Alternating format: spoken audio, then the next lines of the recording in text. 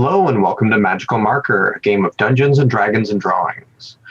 We're not just going to be playing Dungeons and Dragons, we're going to be drawing what happens along the way. This week we're going to be doing something a little bit different. One of our regular players, Boya, is busy working on the fifth and final book in the Five Worlds graphic novel series that he's illustrating. And he's in crunch time mode where he just needs to spend some more time coloring. So tonight, Matt is going to be taking over the DM duties and is going to be walking us through the beginning of a new, very short campaign, like only a few episodes long while Boy is taking a break. But let's introduce ourselves and not our characters. So we'll start with not DMs. So we'll go with Priscilla. Hi, I'm Priscilla. I am an artist in the RPG and book space, and you can find me. Oh wait, I guess we'll say that for later. I don't know if I'll be playing it, so I can't say anything. Caitlin. Hi, I'm Caitlin. Welcome to the stream. And I'm Brian McLaughlin, and I am going to pass the reins over now to Matt, where he can introduce himself and then keep us going with what's happening tonight. All right. Hello, everyone, and thanks for tuning in. Thank you to Brian for that intro. I'm kind of nervous because usually I like to play a character and stuff like that, but now taking charge, I'm going to be the one that's going to be doing most of the talking. So extremely nervous right now, but I'll do my best. Basically, tonight I figured as a one shot we'd do like a session 0. Help us set up like characters and create some bits and pieces for this world. This story, the story idea I had like 5 years ago, back when I didn't really know too many people who played D&D, and then it kind of like sat by the wayside. And then because we have this opportunity to play some games without one of our characters, I thought it might be a good opportunity to bring it back and do something with it. So This world that I'm going to be having you guys create characters for and run around in, I've dubbed it, well, not the world itself, but the story, the Queen's Pride. And it's called that because basically the three of you will be personal bodyguards to a queen of a royal court. The one word that I gave you for inspiration when thinking about characters was the word musketeer, and that was very much on purpose because I wanted you to think about that type of organization, I suppose. So in this world, essentially, the queen rules this kingdom. It's pre-industrial, but there are still machines. So there's like printing presses and there are firearms. So if you want to use firearms as a weapon, I'd be happy for you to do that. They will exist in this world, in this game, so I'm happy for you to use them if you want, or not. It's entirely up to you. But any sort of machinery that exists is bespoke. It's handmade rather than being produced in some sort of factory. This country is quite a small one, but it is a very what's the word? Not powerful, but successful country, and very happy. Everyone seems to be quite pleased with the royalty and the ruling class and that sort of thing. Interject. Mm-hmm. For clarification, what do you consider small? What would be a real life comparison to the size of it? I would think Scandinavian countries, maybe maybe something the size of Norway. Okay. Bigger than Vatican City. Yeah, basically. But similar in terms of power, I would say. It's kind of that level of kind of think of like Britain during their expansion, but not as problematic. I would point out there. So colonialism without the colonialism. Yeah, so they're not colonialists. They kind of just they've become successful through trade negotiation and that type of thing. So everyone's quite happy. Sure, that's what the British would have said too. That's true. And the Dutch. And the Dutch. But yeah, so that's kind of in a nutshell the sort of world that this story is set in. You are part of a force called the Queen's Pride. Essentially act like personal bodyguards and essentially like the musketeers of this world.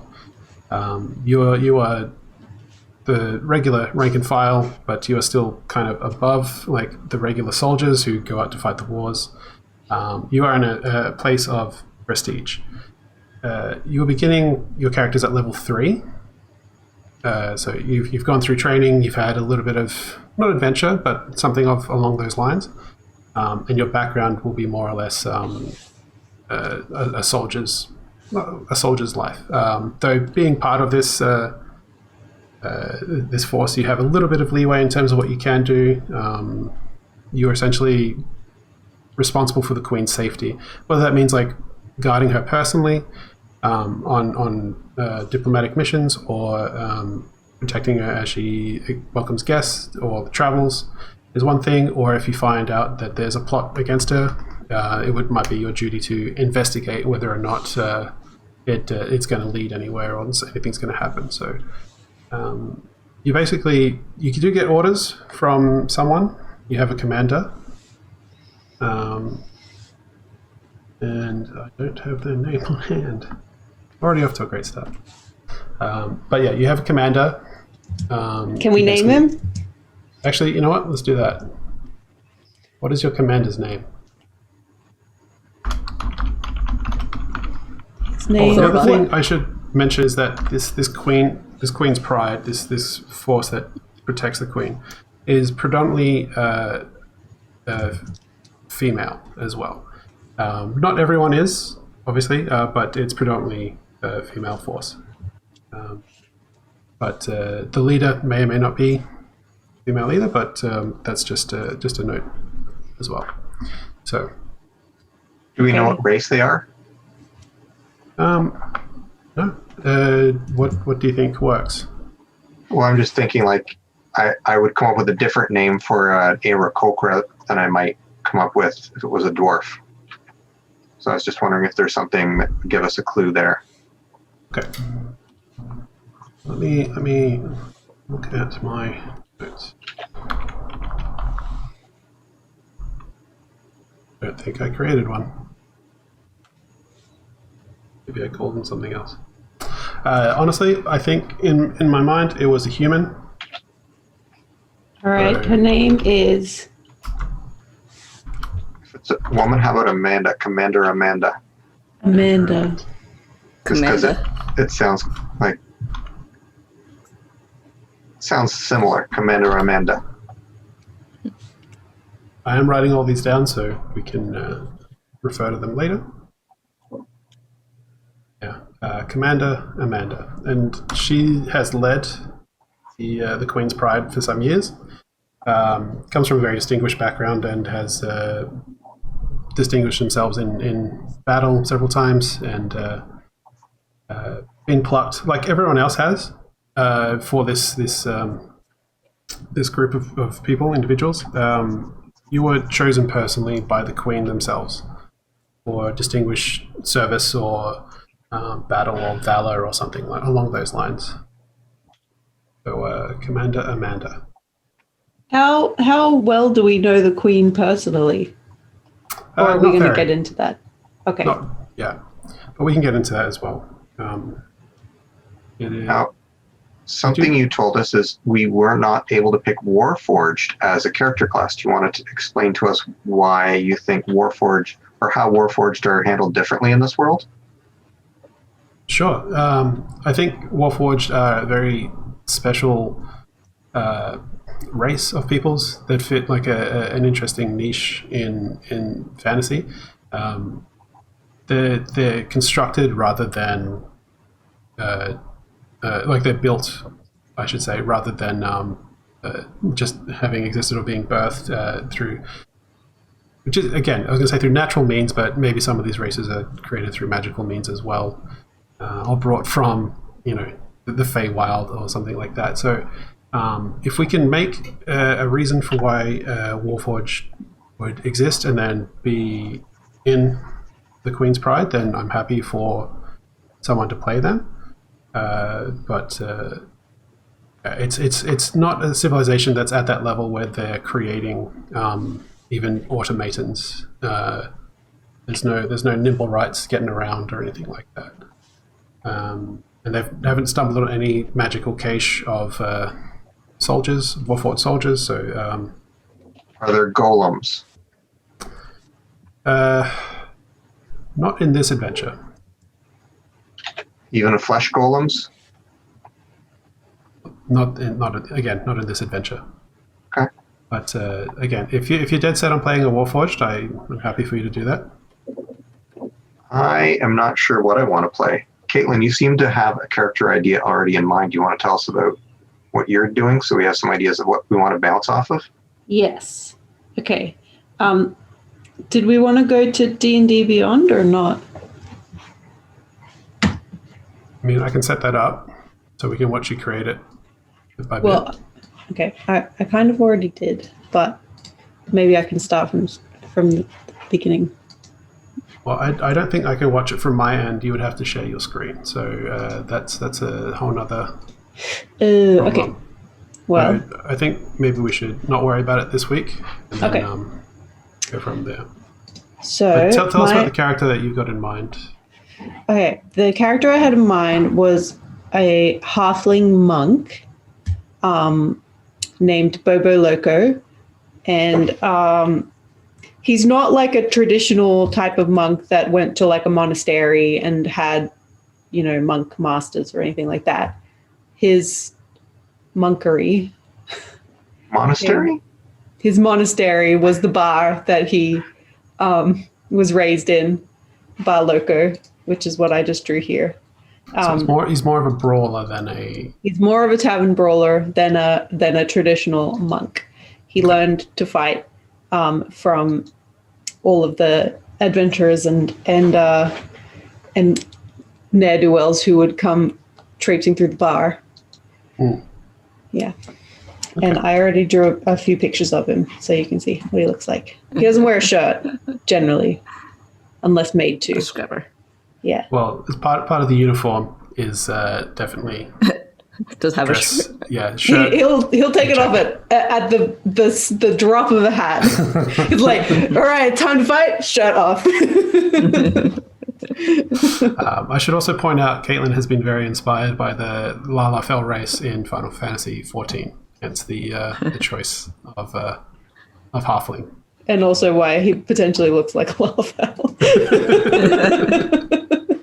Listen, I don't know what halflings fucking look like. He's a Lalafell. You nailed it. So. Yeah, so that's my character, Bobo, the monk, the halfling monk. Okay. So I have a couple of questions for you then about Bobo Loco. Bobo Loco. I'm making notes as we do this. No one's quite sure how he got into the Queen's Guard. I'm also not quite sure yet, so I think we need to get into that a little bit. These are the questions. So is first of all, Bobo, 2 B's or 3? 2. Let me write it out. B-O-B-O. Bobo. Because if it was Loco. 3 B's, it would be Bobo, I guess. Yeah. And then Loco, Bobo Loco. is in El Loco. So, Yeah. okay. Halfling monk. More of a brawler or scrapper than actual monk, but we can flavor that as a little bit differently. He's not the meditating type. So part of getting into the Queen's Guard is that you would have probably served in the military in some degree, or perhaps done something for the Queen themselves to protect them. Right. So you might have come up through the ranks and then been in a battle and then proven your worth by, I don't know, getting through the enemy lines and knocking out the commander and winning the day. Or maybe there was an attempt on the Queen's life as she was traveling through the city and you successfully managed to defuse that situation. Or I think these are just some ideas. I think what would have happened is that Bobo would have been conscripted after one too many brawls, He was put in jail, and then he was given an ultimatum, which was like, if you can't stop brawling in the streets, you're either going to rot here in jail or you are going to join the military. And he was like, can I still punch people in the military? And they were like, we encourage it, in fact. And so he joined the military as a very young halfling at the age of 32. And he very quickly rose through the ranks and then challenged his Commander Amanda, to a fist fight, and defeated her, and then was granted admission into the Queen's Guard. I don't think you would have fought Commander Amanda. I think that's because she's the leader of the Queen's Pride, which is like a separate entity to the army entirely. Right. Just full disclosure here. Despite being from a Defense Force family, I have zero idea on how the structure of military organizations work. Make it up as you go along. Exactly. So you got the rank and file, which is what he started out as, and then I'm guessing there's some sort of like, I know it's like broken down into like units within units within units, but the names for all of those things kind of elude me. So you would have started out as, say, a corporal, because that sounds right, and then promoted to lieutenant or lieutenant, as they might say in this world, and then kind of progressed until you were nearly the head of like a cohort itself. But perhaps you got into, that's when you challenged your senior officer, and he was a pretty badass sort of fellow, and he was 3 times my height. 3 times. You still managed to take him down. Yeah.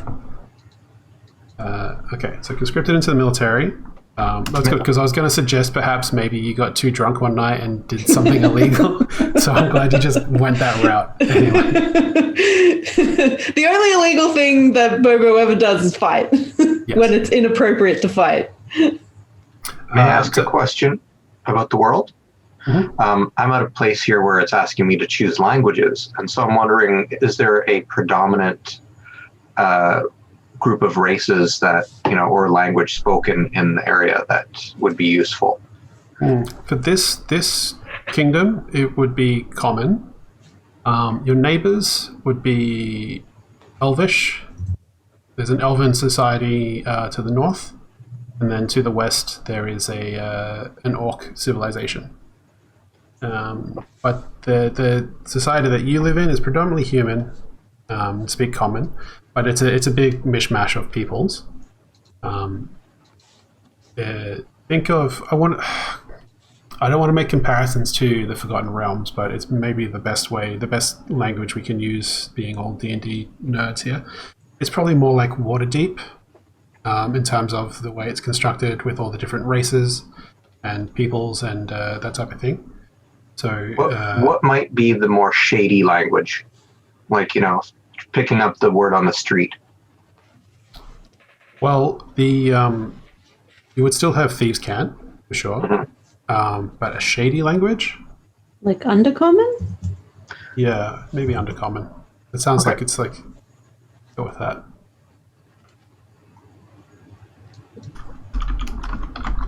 So back to Bobo, conscripted into the military at an early age. For a halfling. And then in brackets, 32. Races through the ranks. That's when like a halfling should really be starting to figure their life out. Like, he was supposed to inherit the bar, but they couldn't afford the constantly replacing the windows. Okay, so what I've got so far is conscripted into the military at an early age, in brackets 32, rose to the ranks, challenged officer to a duel, kicked their ass, was a very tough fellow. Question, is this still going to be a PG-13? It's probably more like teens, I would say. Okay. But I will definitely try to curb my language. I'm sorry if I've said any swears, everyone. It's part of growing up in Australia and part of my heritage, and I will try to suppress that. So,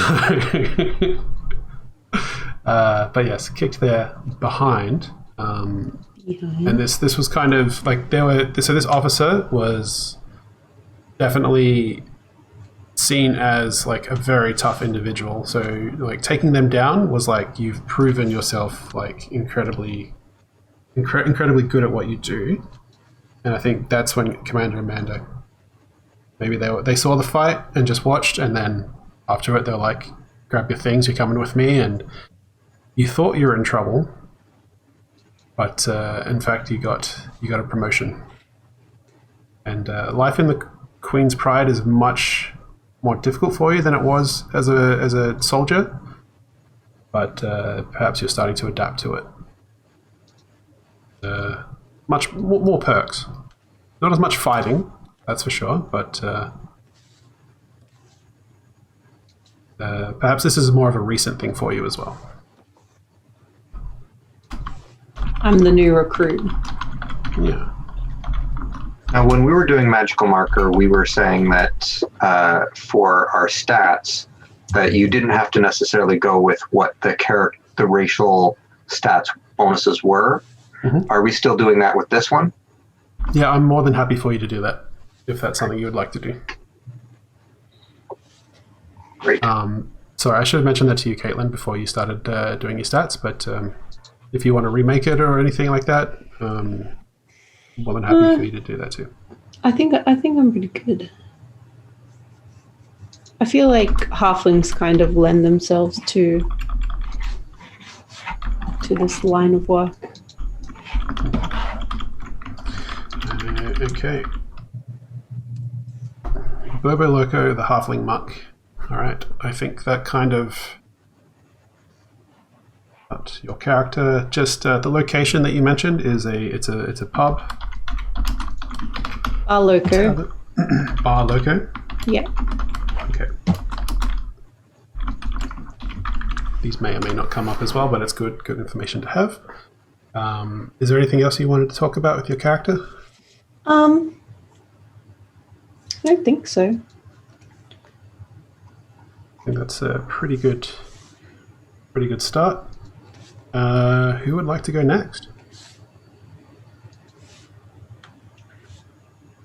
I've got mine fairly well along. I'm now on my background. So okay.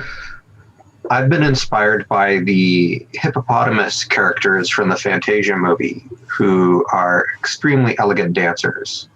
And I was at first thinking of making a GIF, which are the hippo people. But I've decided to go with Loxodon.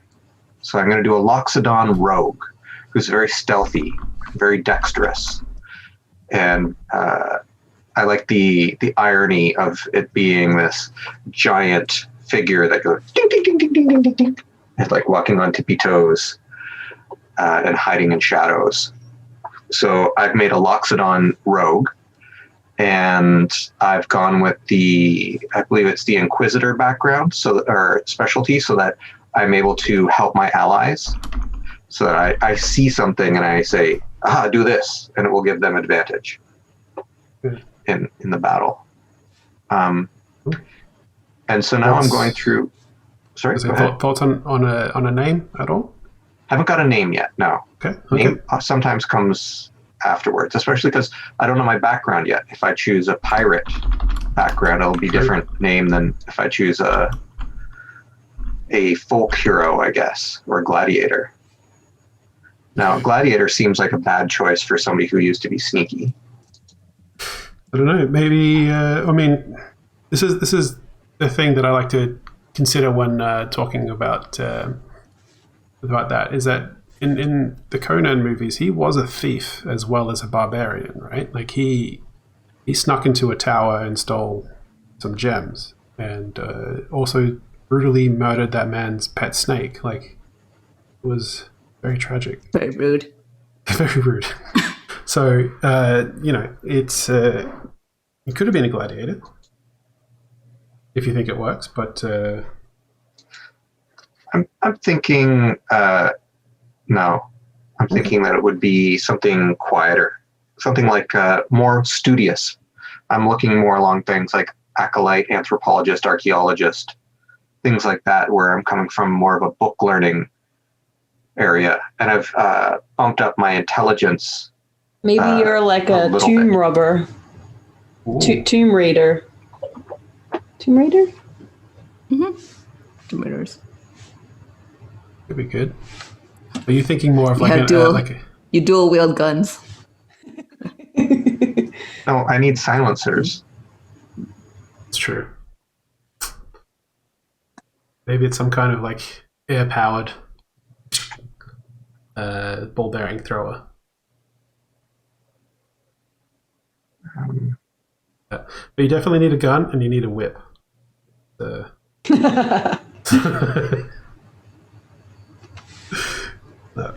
Okay, so background in something studious. I kind of like the anthropologist.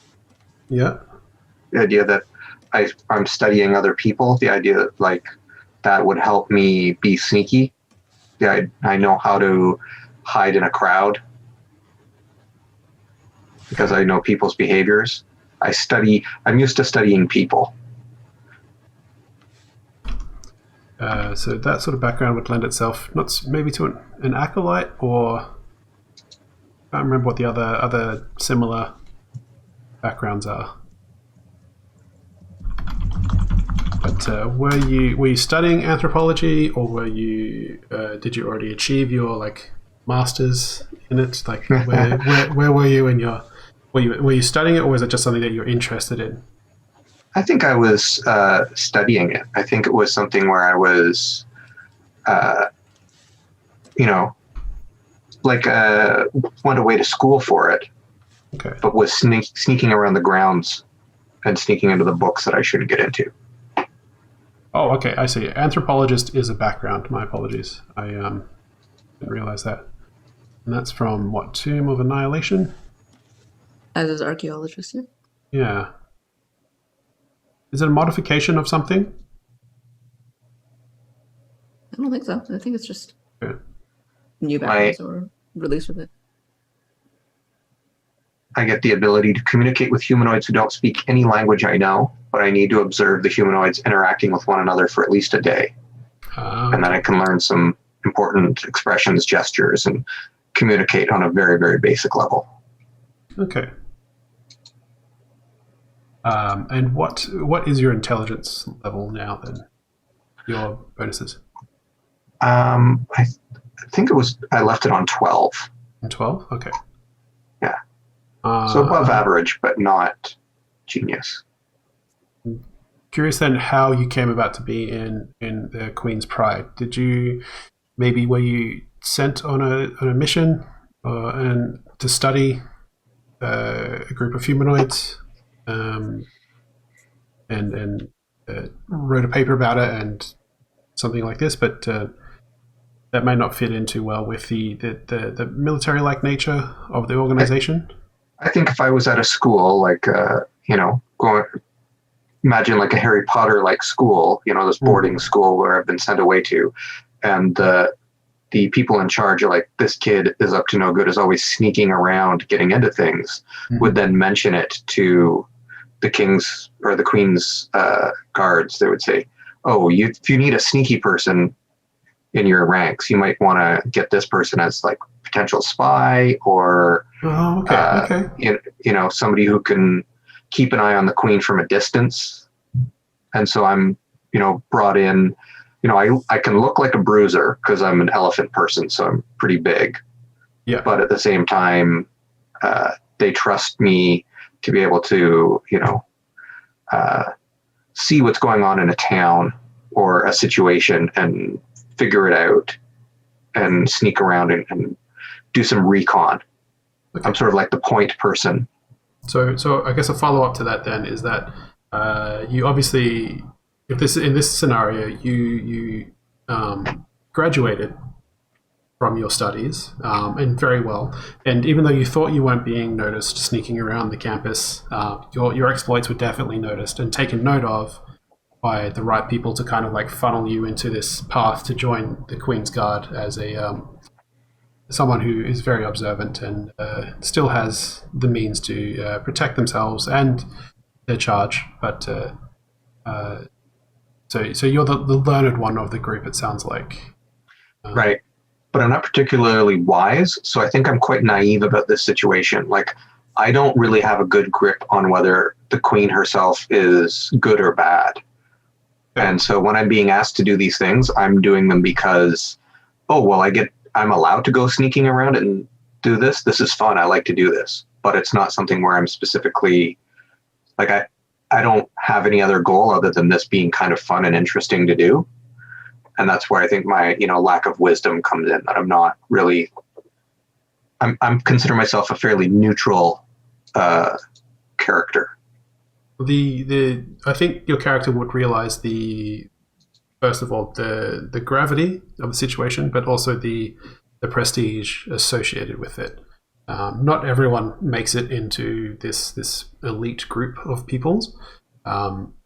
Say elite, but it's like it's the people that are responsible for Queen's safety, and they're usually chosen directly by the Queen themselves. So I think your character would know that this is like a pretty big honor to be given, even if you're kind of like a little bit blasé about it in the end.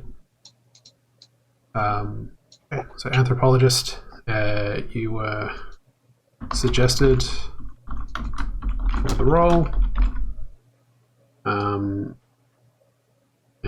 quickly snatched up because you fit not a profile, but you're good at observing people. And they like to have someone on staff who can keep an eye on folks during meetings or when out and about in the city, that type of thing. So, okay. And after all that, is there any ideas on a name? No, I think that's going to come last. Okay. I think what I want to do is I'm just going to finish up my character in D&D Beyond, and then I'm going to start doing some drawings and see where that takes me. All right, that works for me. Okay, and then as for locations, what's the name of the university you studied at?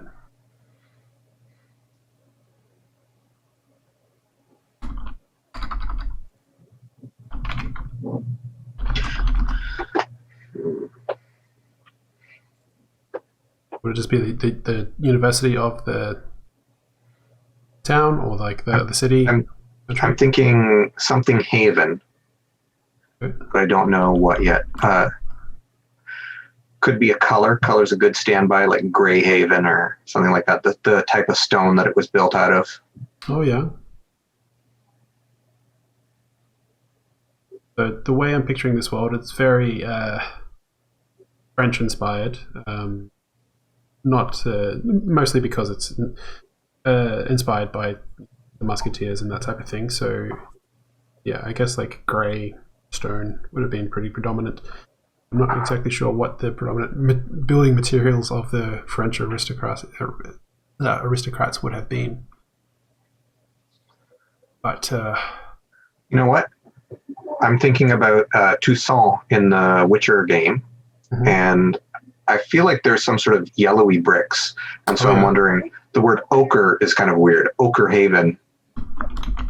Okay, Haven. That works for me. Right.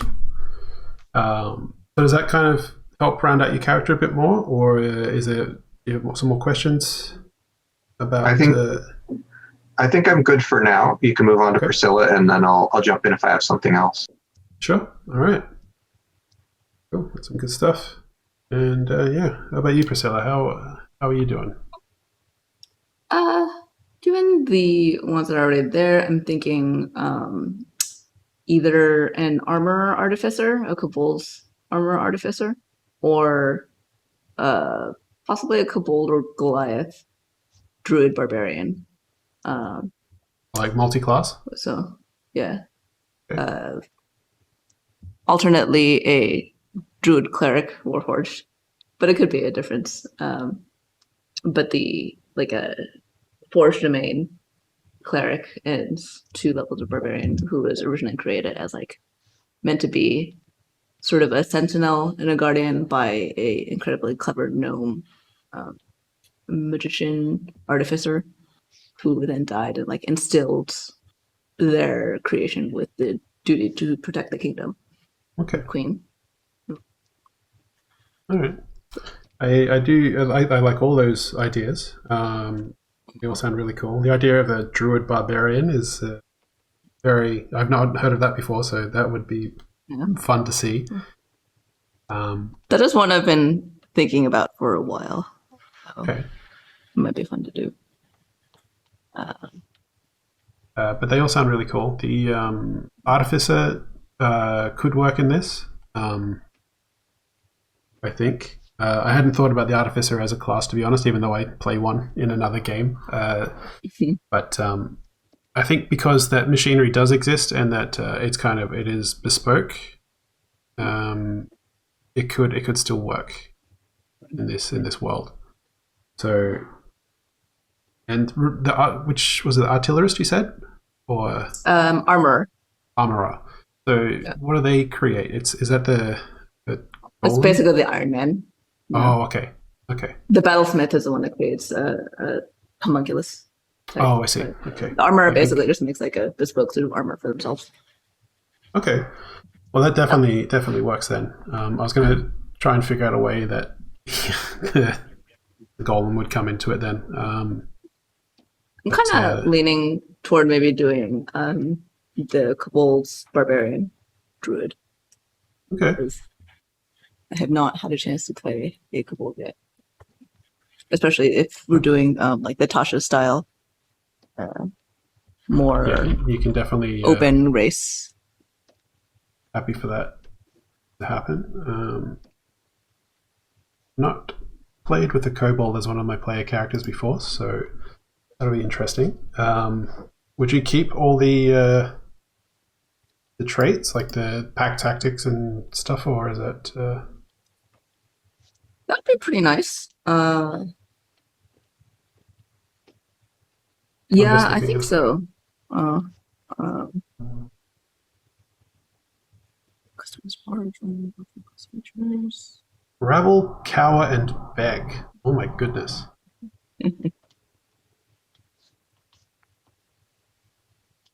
That's a little intense. But Origin manager.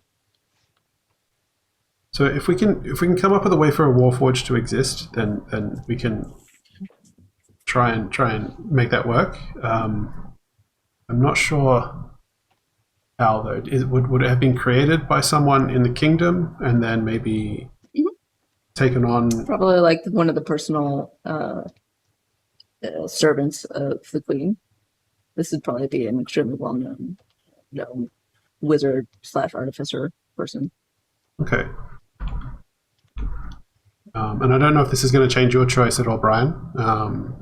We could potentially do that as well. I'll save that for another game, another day. Okay.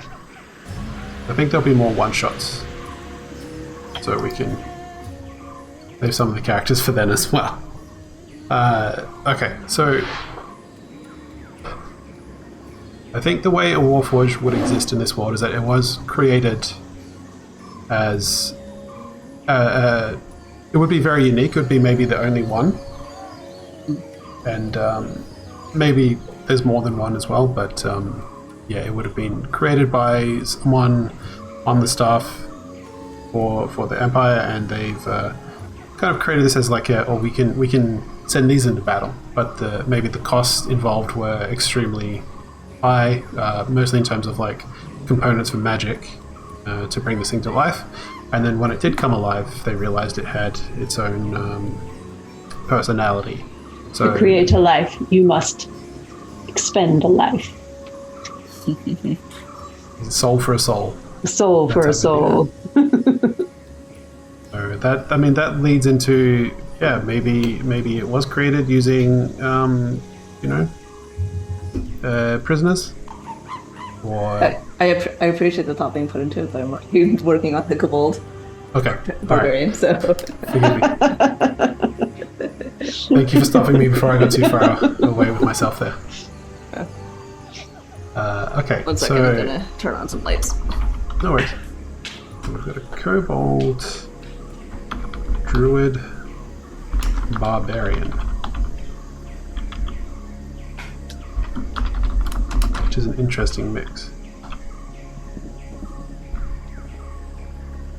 I think I mostly really like the idea of the two frontline scrappy people being these itty bitty little things. Yeah. And then the Kinda giants, Loxodon sneaking around. Yeah. You like Yoda just jumping everywhere and like punching Dooku in the face. Okay. And so druid and barbarian. That's an interesting combo. Maybe you're from the hills near the city, or like not near the city, but like in this nation, there would definitely be like some sort of remote location that is still fairly wild, but is definitely still considered part of the kingdom. So you still have, you're a citizen of the country. So I think the druid and the barbarian thing works well together because you're in one with nature, but then you're also kind of crazy. So what do you get to choose a totem? Not with the setup I have, because it'll be barbarian 1, druid 2. Okay. So I'll get wild shape, but and circle of the moon. Oh, can you use your rage? You when can you're rage, and you have to rage first. Actually, no. So you can wild shape, and then you can rage while you're in your farm. Interesting. Because it's a feature, not a spell. Okay. That'll be fun to see play out. As like a big bear or anything really. Turn into a Wolverine and just go for the legs. So I don't know. Go for the eyes. Yeah. Take out the eyes. They can't see, and that's how you win the day in the end. So there's a very interesting group of characters. So, okay. What sort of background do you think you're going to choose for? I think this one is probably not unexpectedly an Outlander. Okay. And I could potentially move it to something else. I'm thinking if she belonged to a tribe that lived in the hills of kobolds that have a treaty with the queen, and every so often they send members of their tribe to train with them, or like this sort of thing. And she was super wild, just like really a handful. Needed a lot of, discipline and guidance. Right. And she ended up finding it among the circle of druids, among her tribe. Okay. And eventually they were like, once she got to a certain point, they were like, I think you've learned enough from being here. You need to go out and you can be this part of this offering of people to this queen. You serve your time doing your service abroad. It's like the Kobold Foreign Legion.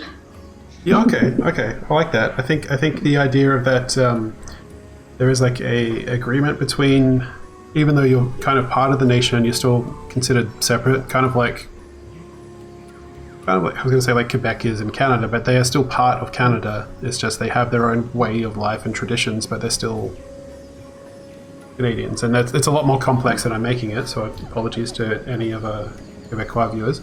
But yeah, it's kind of like that. But as part of the agreement, as a lot of the old style of like agreements were, they will maybe send people to learn from this society, kobolds will send people from their tribe to learn from society and then bring back knowledge to help build up their society at the same time.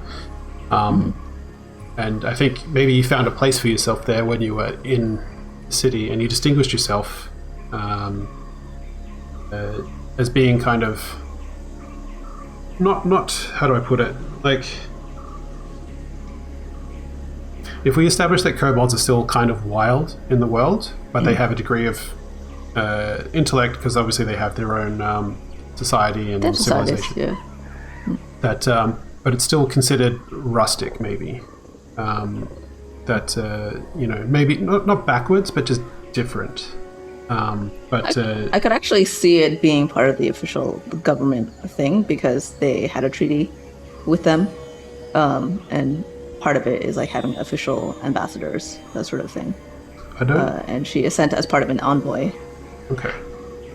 I think there's good reason for you to be there, but I don't want you to be seen as like the diversity hire of the Queen's Pride. Like, you're not there because they needed to meet a quota or something. It's like you're there because, like, one, you made yourself. You I'm trying to find the words to put it. I'm having trouble, so I apologize. Useful? Yeah, well, yes, useful, but like, you've done something to impress the Queen or the powers that be to bring you into the fold permanently, if you wish. And it's kind of like you can serve in there until you resign or whatever, but they trust you in this position of power, and it's like maybe there's no other. Maybe being a druid is like very kind of rare in this world. So it's still very primal magic. Because all the magic Could actually in the kind city. of. This maybe start to get a little problematic. I was going to say maybe it could be part of a dying thing, and I was like, no, it doesn't feel right. Initially, it sounds like, yeah, that could be really cool, but then it's like, oh, we don't want to. And then you're like, yeah, no. Maybe it's more because of the power that it affords, and the kingdom doesn't necessarily understand. But they want to witness it firsthand as well. They want to understand it more because it's been almost forgotten. But they're like, if we have it here in front of us, we can see it happen more often, potentially. So. Depending on how sinister you want the kingdom to be, it could also easily be, if we study this, maybe we can learn how to acquire it. I mean, there is a degree of that as well. I'm not going to lie. Like, they are... there's people in positions of power within the kingdom who are still very, like, any sort of government has those people, unfortunately, no matter how nice they might seem. So yeah, I think there is a degree of that as well. But like all the people that have been chosen for the Queen's Pride, there is a genuine hope that they will be helpful at some point in time, and they're not just there for personal gain or like to exploit. That makes sense.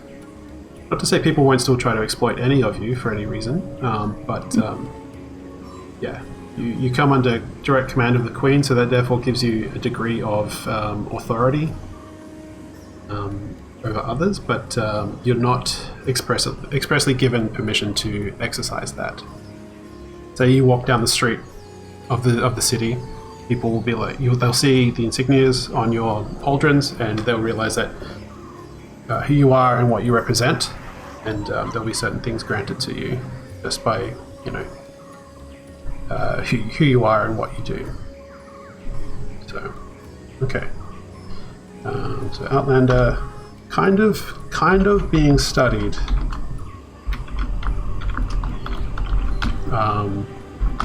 But has distinguished themselves as a unique individual.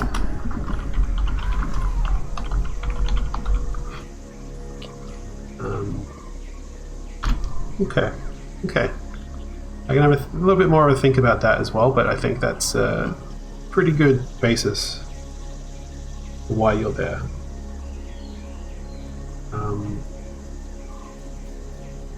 Okay. And yeah, any ideas on a name at all, or are you still thinking about that as well? That's always the thing that takes me the longest. Sorry? I can come. That's always the thing that takes me the longest. Yeah, I can usually that's come up fair. with backstories and builds pretty quickly, but It's like the first thing I come up with. Start at the end and work backwards. yeah, exactly. You got a halfling named Bobo Loco. All right, let's start from there. Now, What does he do? what's, Right, he I fights. would like a location from you in the city that, not perhaps that you frequent, but like just something like when you first came to the city, you weren't in the guard, but like you were maybe staying somewhere, like the boarding house, or maybe there's like a little kobold. Is there a natural spot in the city, like a garden or a zoo or someplace that Oh yeah, might definitely. have a like connection? a kobold enclave too. Yeah, that's what I'm thinking. Which might have like a slightly more organic side to it. That's what I'm thinking. But there would also be like a large park, like a Hyde or High Park in the city too, that might have some draw or appeal for you. But there would definitely be an enclave, like a kobold enclave, in the city. Actually, It's- it could it's be kind of separate. it could be but it's still- interesting yeah. if kobolds, or at least this particular nation of kobolds, is actually extremely inventive and tinkerful. Oh, okay. And then so my character is kind of like a bit of a throwback, or sort of just Yeah. like a weird holdout against what her people, like holding to these old traditions that Yeah. her people are like, meh, whatever. Okay. No, that's a really good idea. Let's grasp on that. So yeah, they're like very creative and So she constructive. kind of doesn't, yeah. So And she kind of perhaps- doesn't fit in among her own people either. Like a lot of them have lived in the city, and she got raised in the wilderness by her parents, who were druids themselves. Okay. They're like hippies. Yeah, raw food is. Yeah. They're actually really disappointed that she joined the military. Yeah, They're pacifists. And then kind of like jumping off from that point too, perhaps a lot of the technology in this kingdom has come from the kobold inventors. So they in this world replaced like the gnomes would in like regular fantasy, like quite realm style fantasy. So the fact that you're a little bit of a misfit from your own people, and you have this magic that's a little bit of a throwback, is also really really cool and a good building point. Okay. From not advanced, like a tinkerer society. in which case she probably still did stay with the enclave of kobolds. Like she has an aunt and uncle who live there, and she stayed with them when she first came to the city. But they're kind of like, understand you? Why do you? Yeah. Why do you keep they're going just in to meet with the spirits? Yeah. Yeah. Stop using that magic. Yeah, like just use your technology like a good kobold would. Yeah. Oh, I can't believe my sister would take her daughter out to the woods and teach her this magic. And not nearly forgotten, but isn't practiced as much these days. So it's still very much part of the kobold society, but it's like starting to die out as the technology that they've kind of stumbled upon is starting to grow. Okay, that's really cool. Okay, so and then the location is like a little kobold. I'm not sure what the name of their society is or anything yet, so it's like a placeholder for now. But it's kind of like the little Italy or Portugal or Tokyo or something like that is in a lot of cities around the world. Sorry? Fachar. What is that? That's the name of the her nation. Can you spell that for me, please? It'll probably be Hrakhar. Okay. 'Cause I was like, that definitely starts with a HR, but I don't know the rest of it. Yeah. Okay, that's cool. I like that.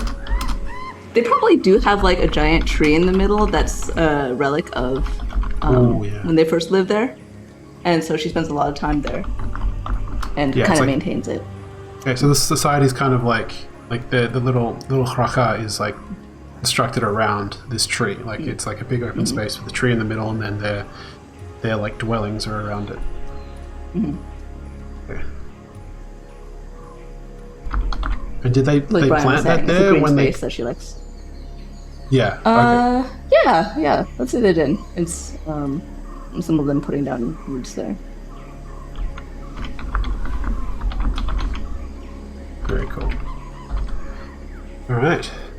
So in the process of like talking about these characters, has anyone come up with any more information or any questions that they want to ask based on just like the world building that we've kind of created so far? I want to say that I can see clearly why I would get along with these other two characters, because as an anthropologist, I'm interested in people that don't necessarily come from another place, and I'm very open to meeting, kobolds who are, know the old ways, and, halflings that are going to teach me how to, the different types of liquor and arm holds that are, used by older brothers when you've got a family of 15 in a hobbit hole. Very cool. But, by the way, she definitely plays the bagpipes.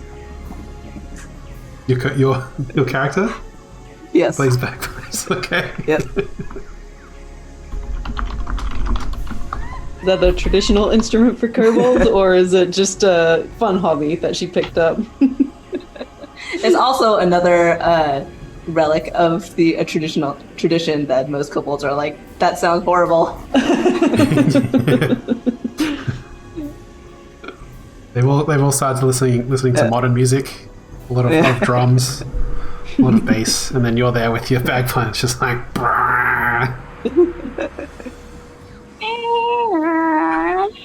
May I suggest that's if you don't have the opportunity for that, that's a bonus proficiency.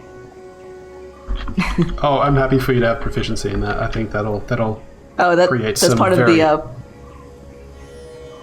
I have to choose a tool proficiency for the outline in the background, so I saw bagpipes and I was like, I love the image of this little kobold with like these bagpipes that are almost as big as she is. Okay, so you're all starting out at level 3. I think in that time,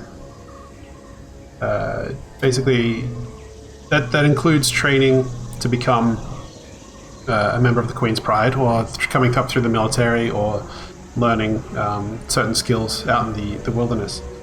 But you've definitely spent at least 1 to 2 of those levels in the Queen's Pride itself. During that time, you definitely have gotten proficiency with firearms, so that's a bonus proficiency that you can just have if you even if you don't think you're going to use it. It's something you definitely have been taught. Where can we add that on the sheet? Not sure. I'm not looking at D&D Beyond right now. I'm amazed by how seldom I see the Musketeers actually using muskets. I remember them, I'm really associate them with using swords. Yes. They usually, the way I see it is that they're kind of like pirates, where it's just like 1 or 2 shots from 2 different weapons, and then they become clubs themselves. So, in regards to that, if you end up using a pistol as an improvised weapon, it's going to be a club, but you'll also be proficient in it. So you've trained with them so much that you can add your proficiency to using the pistol, but as a improvised club. That makes sense. I haven't created that in D&D Beyond, but maybe I should, so we can add it. But anyway, just that's as a note.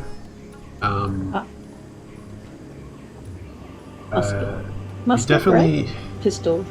yeah. Musket is the longer one, the rifle, and then the pit musket or the pistol is yeah. I think in terms of proficiency, it refers to them as like Renaissance firearms or something like that. So I have a It little... has both, like in D&D Beyond, like separately. Oh, okay. Yeah. Well, we're definitely not proficient in pistols, like modern day firearms. That's Oh, okay. yeah. We're not there. We're not at that level. Just musket. Yeah. Do Yes. have a question. Since kobolds are small, by rules as written, they cannot use two-handed weapons that are heavy. Oh. Can we waive that, or should I look for? Well, what's your strength modifier? It is 16, right? It's 16. Total. Oh, so it's Okay. plus 3. Okay. It's a good question. I didn't assume that there was a rule that prohibited you from using two-handed weapon. But what's a two-handed weapon to a kobold is a regular weapon to a human. I would assume I would argue that it's the way you use the weapon that gives you the damage dice more than the actual weapon itself, which may or may not make people on the internet mad, but that's fine.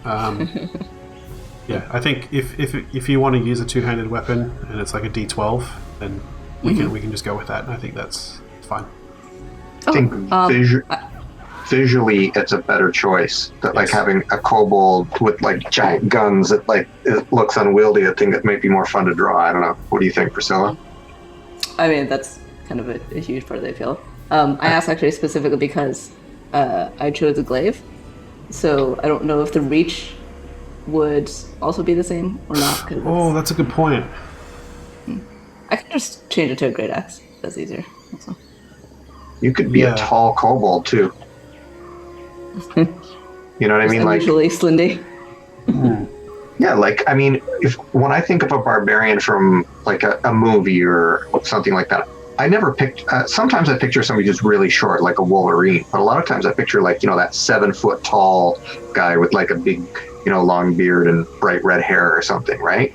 So Yeah, what's that? The kobold version of that is like, more like a dwarf. He's like 5 foot tall. Yeah, it's like, oh my gosh, 5 feet. There's another game I play in, and there's a dwarf who uses a big Zweihander blade, and he doesn't have any way of like holstering that, so he just has his blade like resting over his shoulder that he carries around everywhere. But I mean, he's allowed to use it by the rules, and I'm also happy for him to use it because it's just funny. But yeah, I think for the purposes of this game, I'm 100% okay with you having a glaive that has reach, because that could also just be Thank you. visually funny to draw. So Yeah. This is really just balancing it so that, if you're playing at a table with somebody else, everybody feels like they're useful or whatever, and I don't care. I'm happy to have a character that has something that's, not as rules as written if it makes it more fun for us. That's where it. the fun's going to come from, is Priscilla having fun playing the character, not from her having, the exact same level of power as I do. and we've got a pretty balanced party. The only thing you don't really have is I guess the druid can heal, but for equipment, everyone will have 2 potions of healing, the regular potions, which I think, what are they? Are they 2d4 plus 2? Yep. You'll have 2 of them each, and you'll all have 1 magical item. Where you've got that from is up to you. Maybe it could have been granted to you by your peoples before you left to join the Pride, or perhaps it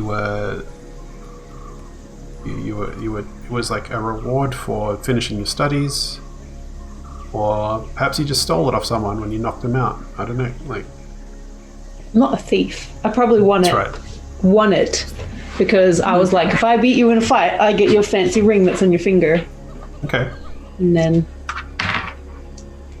because I'm looking at rings right now. Okay.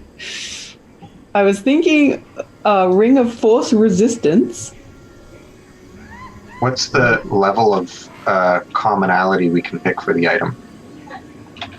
Question. Yeah, okay.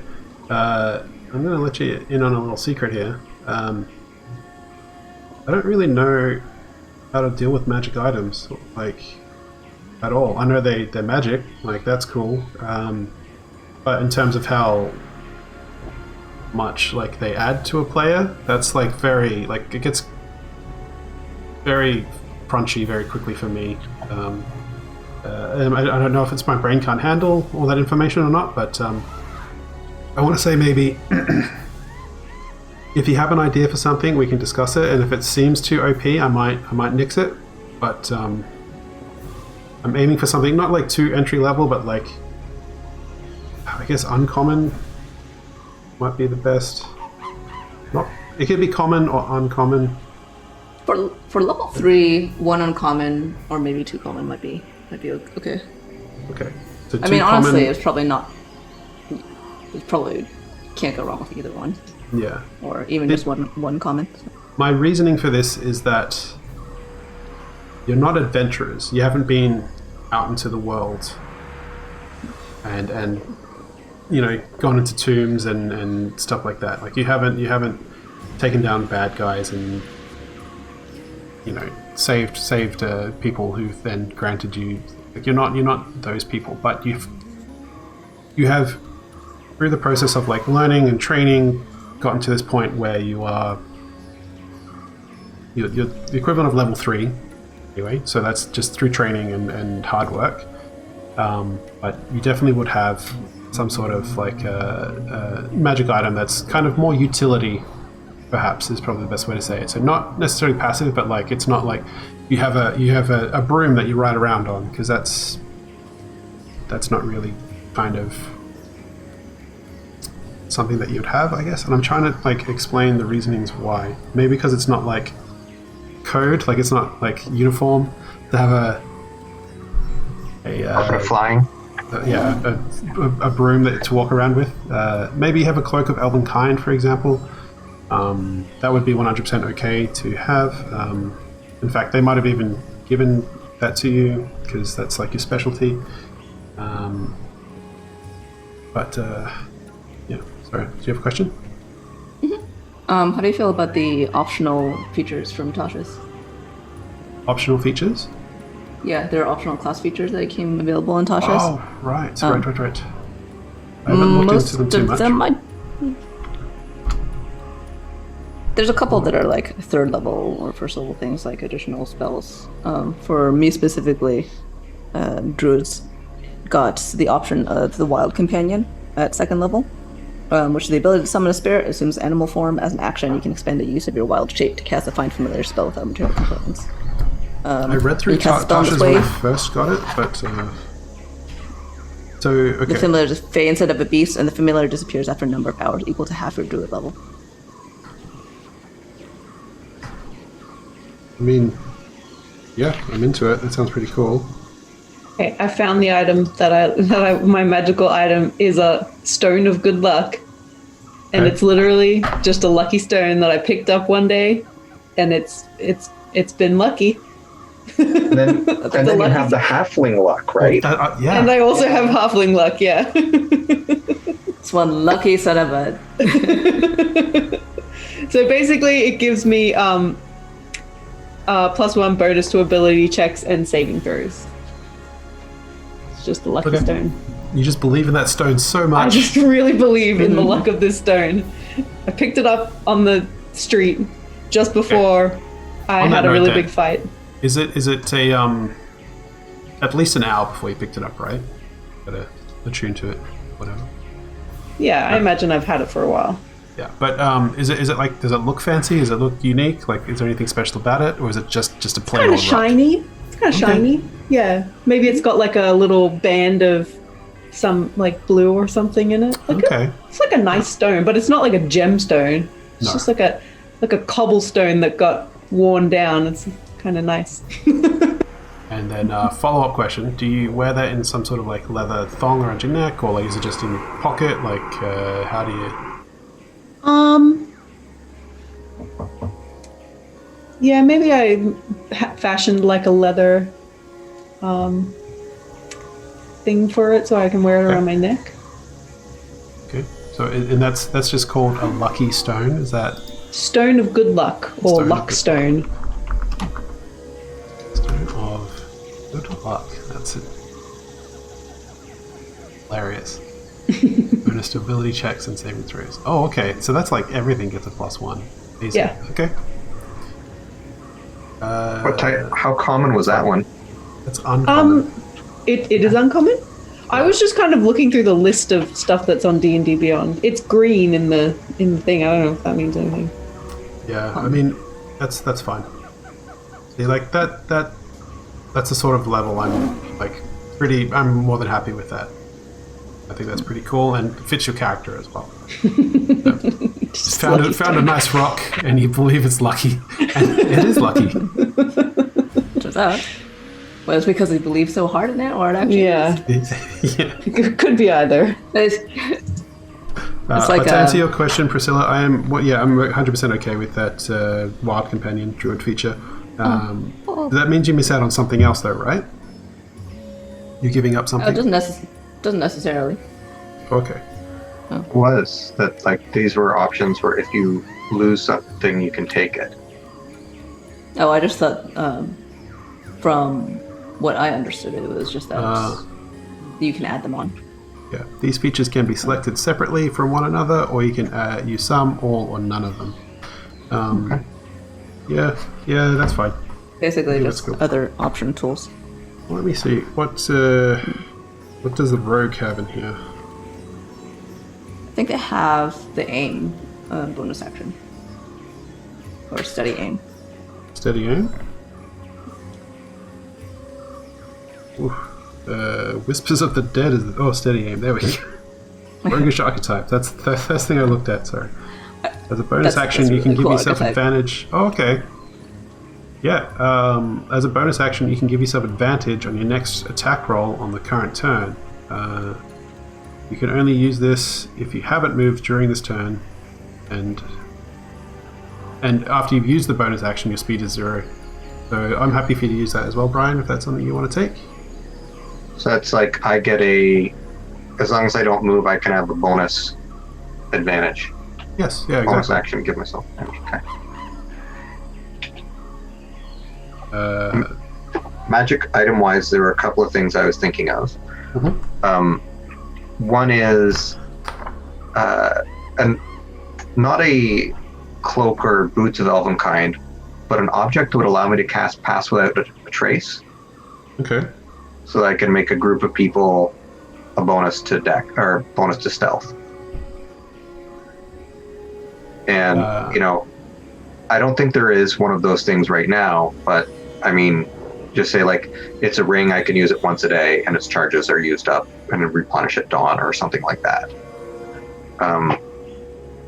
Yeah, that actually, I think it sounds like you've thought it out, and that makes sense to me. So, would it be a ring or a necklace or?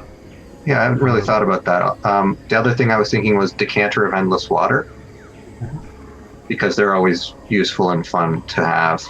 And as an elephant who can squirt water out the nose, it would just be fun to have like a decanter that's like maybe a ring I attach to my nose, and then it works like a decanter of endless water. Okay, so I think you could take both of those, because Pass Without a Trace is a 2nd level spell that you get to use once a day, and the Decanter Endless Water is uncommon. So I mean, yeah, I think if you want both of those things, you can have both. Right. But yeah, it's once a day. You can cast it, and then recharges at dawn. I think that works. And how long does it last for? Is it an hour? Concentration up to an hour. So it would require me concentrating on it. So like if I got hit.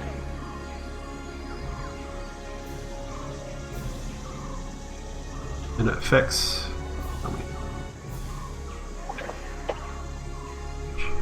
Range self. Creatures you choose within 30 feet of you. Okay. can't be tracked. So as long as the people that I want are within 30 feet of me, they can benefit from it. Sweet. Yeah. And then, yeah, if you wanted some sort of like trunk jewelry that acts as the endless water, and you can just squirt that out of your nose. Yeah. I think that could be a fun visual as well.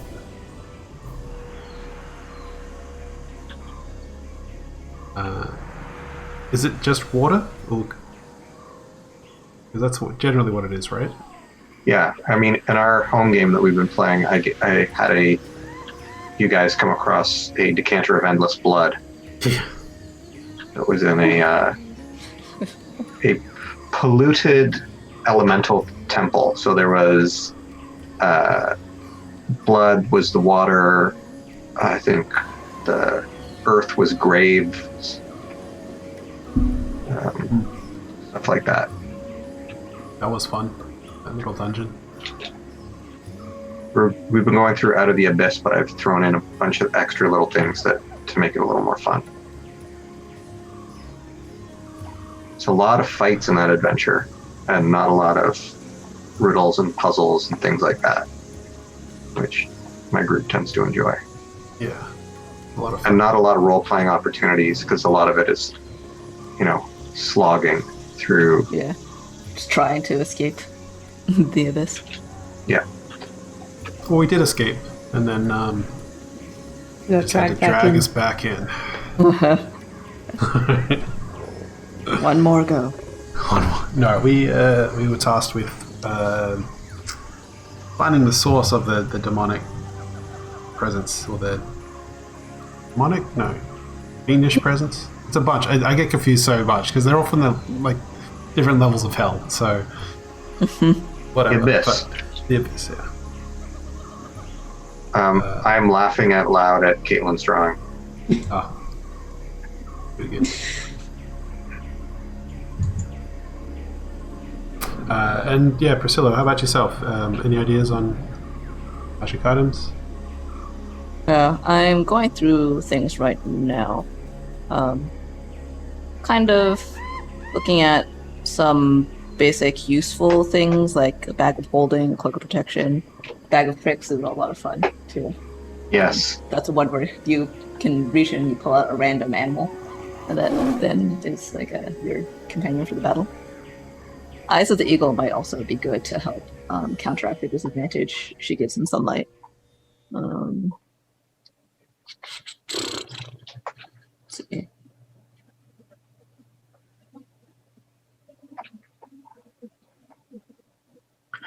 By the way, what is the uniform color for the Queen's Pride?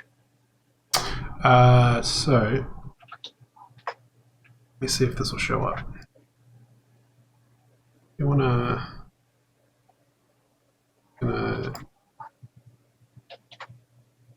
make this to the top layer. This is the one thing I got to draw ahead of time.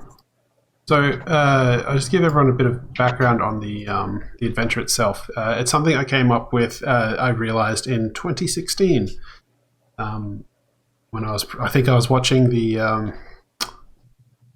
There's a TV show. I think it's made by the BBC, and I think it's just called Musketeers. And the idea was that I was probably going to make a zine or something out of it and like sell it at comic conventions and that type of thing. And it would have all the character sheets in there and everything too. So I had you kind of like your archetypes. There was like your heavy hitter, there was a sharpshooter, there was a rogue, and then there was also a healer. And they were very much like modeled on the Musketeers, kind of from the TV show, but also not really. And I was like having all these ideas, like I'm going to multi-class them. So there's like the rogue is also a fighter, and then like the cleric is going to be like something else, and then it got a little bit too complicated. And I was like, I like the setting, but I got to let it marinate for a bit. So 2016 is when I thought about this, and I did some artwork, and I was looking at the artwork over the last couple of weeks, and it's old. It doesn't look good. It looks really bad. So I picked two of the pieces to put out today to show people, and they were the one was the tiefling. He was the heavy hitter, and then there was the the healer. He was the half elf. But I drew this today. It's kind of just like a really quick flag design. I literally just traced a lion's head and put it on purple. It's just like, I got to show you something. So it's meant to be like mithril on purple as a color scheme. So I'm also thinking some maroons would probably go in there as well in terms of like a costume, but and probably just like leather colors as well. They're not really color coding. They're like leathers. It's just like whatever they get, kind of they wear. So are we usually dressed in uniform? I would say so. Yeah. Even it's kind of that like society where it's not showing up in the feed because of course it's not.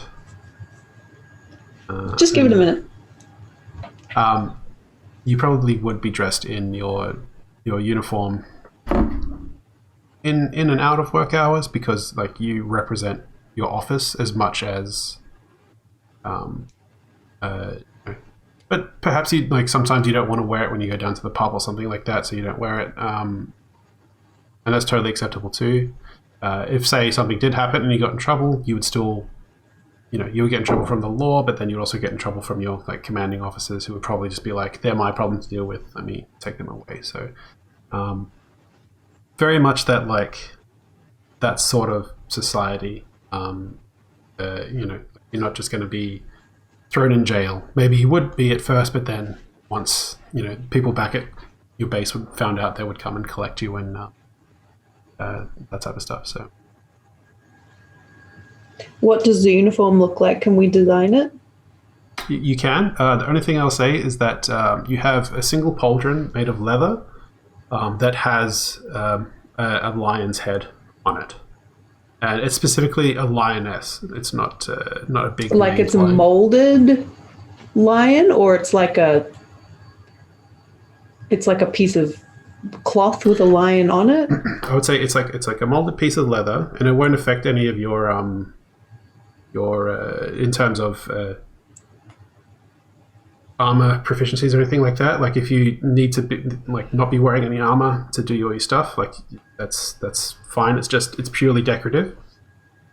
It'll be molded and then perhaps it's like pressed out so it's like you can see it, or it's like woven in there with some kind of like silver thread, but it will be like a silver lion's head on a dark leather pauldron. But is it like the Judge Dredd sort of? I mean, if you want it to be big and imposing for your character, that I'm absolutely fine. I figured it's more functional than anything, so it kind of just like hugs the arm. But if you want it to be like, if you are a barbarian and you want it to look like big and imposing, then by all means, go for it. So did you guys think of names for your characters yet? So remind me of the names of the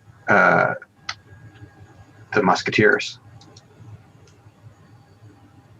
D'Artagnan. Yeah, well done. D'Artagnan's one of them, right? Yes. Aramis, Curly. Porthos, and I remember Aramis, Porthos, and I don't remember the guy. Yeah, good question. It's not showing up. Sorry, gang. I'll put it in there in... Show up in a minute. Way. Yeah. I refreshed it, and so... Athos, Porthos, and Aramis. Thank you. Wait, so who's D'Artagnan? Did I just make He's that the up? kid that they take under his wing. Oh. So the three musketeers are those three guys, and then he's like the protagonist, still don't throw mud. Kind of like from his perspective, right? I think so, yeah. Oh, right, like he's telling the story. Don't know why it's not showing up. It's so annoying. We got to figure out a way to do this better, because this is not the first time it's happened, and it's so annoying. Makes us seem very unprofessional. I copy and paste it from Photoshop. What happens? I'm kind of tempted by the propeller helm. The propeller Basically. helm? Does it make you Yeah. fly? It makes you levitate. You can cast it once a day. It's basically a beanie.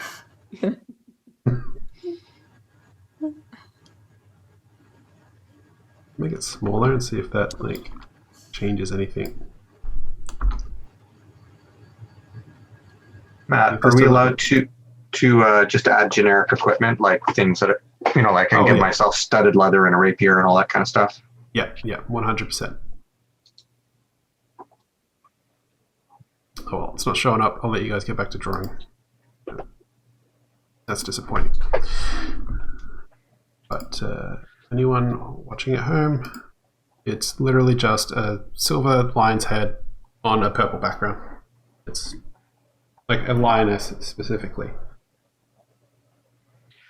So along those lines, I was thinking of something that starts with Q, and then I thought of Quarthus.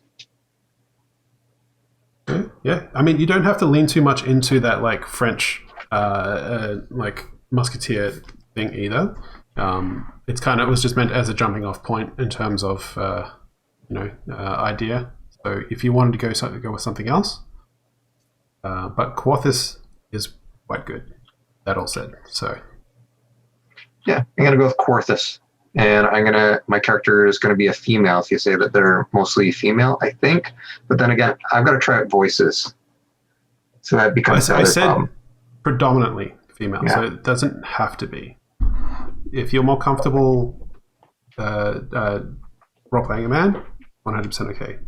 I'm okay role playing either. It's just whether I can get a voice that sounds good, because I don't think my range of female voices. I don't know if you've noticed from our games. Is about 2 different ones. Yeah. I have one range, and that's this. You're listening to it, so every time I try to do a dark and evil voice, it like hurts my throat so much. Yeah. I'm too lazy to come up with a new accent, so I'm probably just going to do the Cloud voice. That's absolutely fine. No one else knows who Cloud is, so I think it fits this character pretty well. it does. Do you think Quarthus or Loxodon Rogue?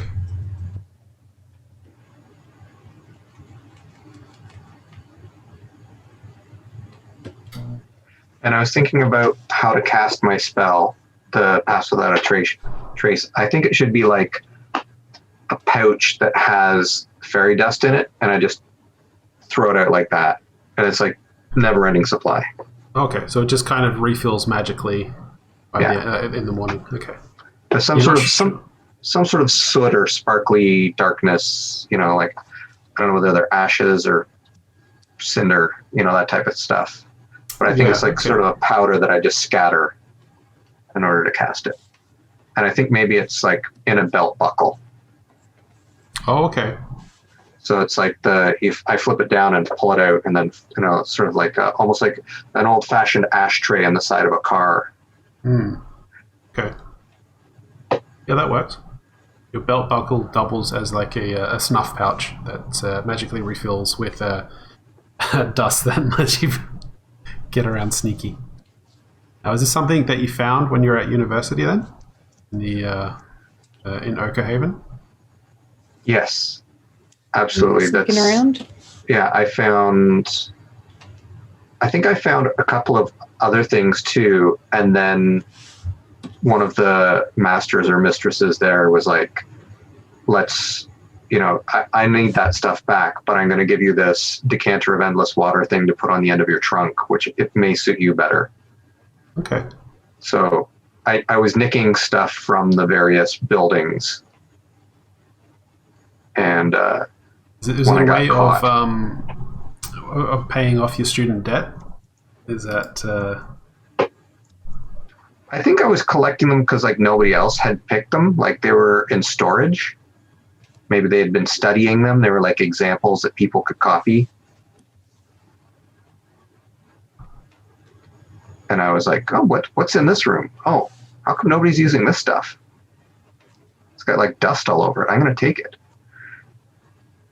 So I wasn't like willfully going out and stealing things from people, but I was stealing things from like rooms where they had been storehoused because they were minor magic, maybe. Yeah. The more like high tier magical items were definitely kept under lock and key. But perhaps these were like not left out, but like they were being studied or something along those lines, and they weren't too worried. Maybe they about were them. like projects that previous grades had done. That's Just left there. That is pretty cool as well. Like perhaps it's something that students had created. They had like part of their like final year was to create a magical item.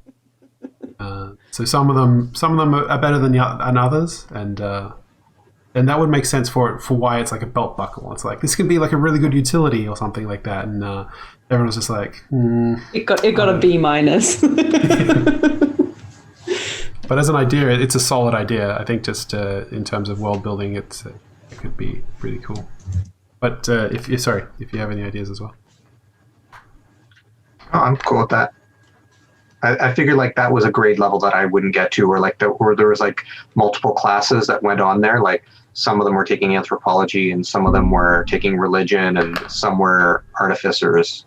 Like it's not just a one course college. Yes, yeah. But I think of some like bad ideas for magic items now as well. The Ring of Endless Water is kind of still useful.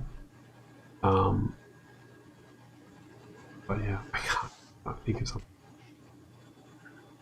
Anyway. Well, there was a Sam Henderson comic that had an object called the Sing-Along Beard. And it was this thing that you put on because you wanted to join the crowd.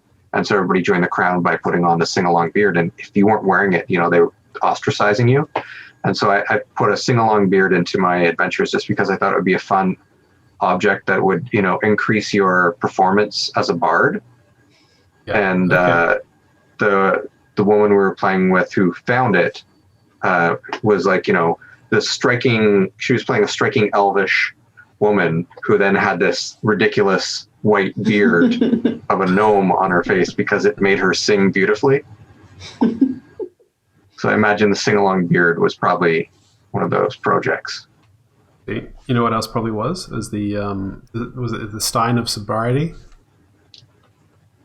Yes. That would probably be one, even though that's an actual item. But I like that as well. Sing-along beard. So where are we at in terms of time? Okay, so we still got a little bit left, but I think our characters are pretty fleshed out. You have your person. The character still has no name.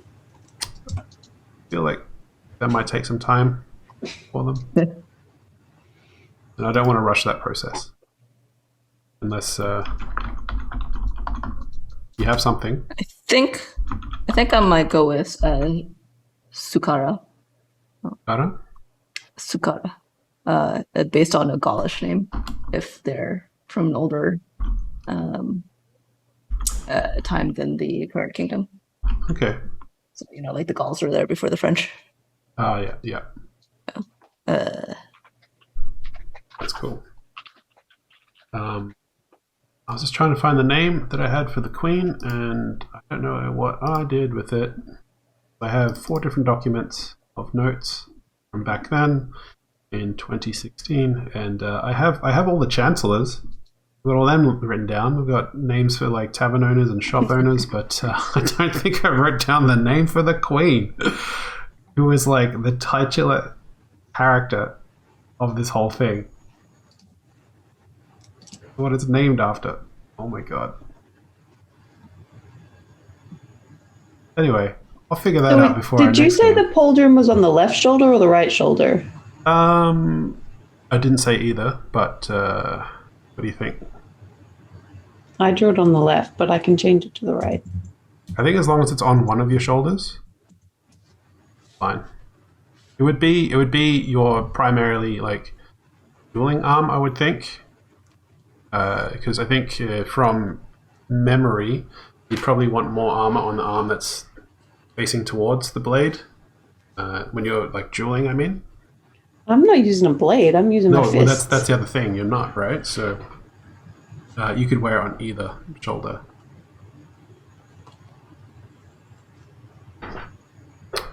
Okay.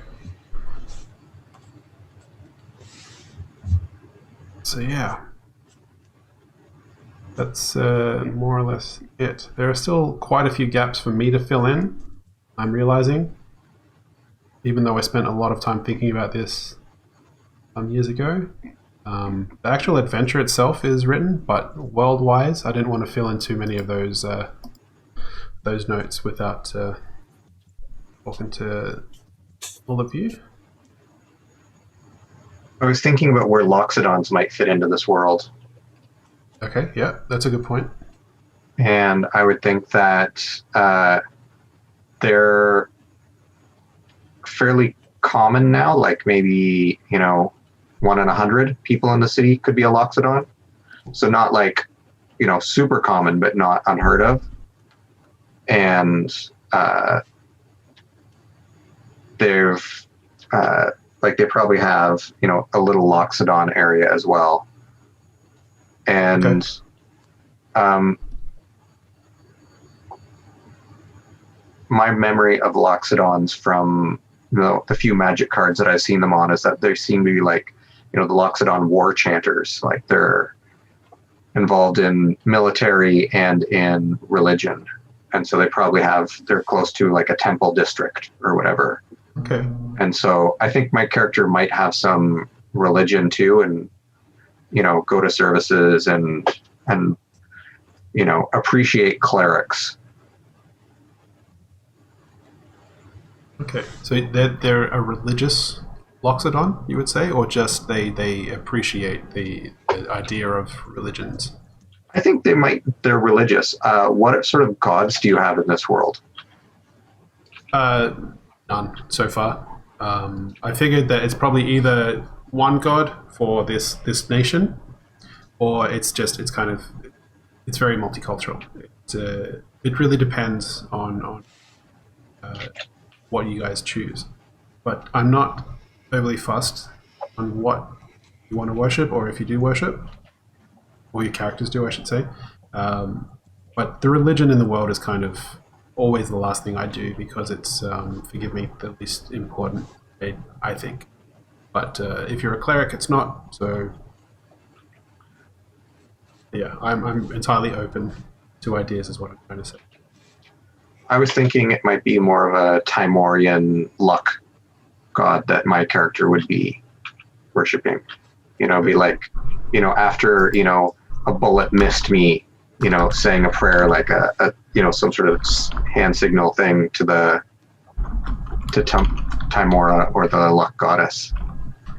And maybe I wear a little 4-leaf clover or whatever symbol they would have around my neck. Okay. Good. Do we want to just use that pantheon, or would you rather come up with a different name? I'm happy to use that name. I don't care. And if you want to have otherwise one religion, we could say that like this is, it came from one of the religions that I studied, and maybe they don't have a big base here because I'm an anthropologist. So I found this as a, religious belief that some other people had, and I was like, hey, this is really cool, and I sort of got converted through the readings.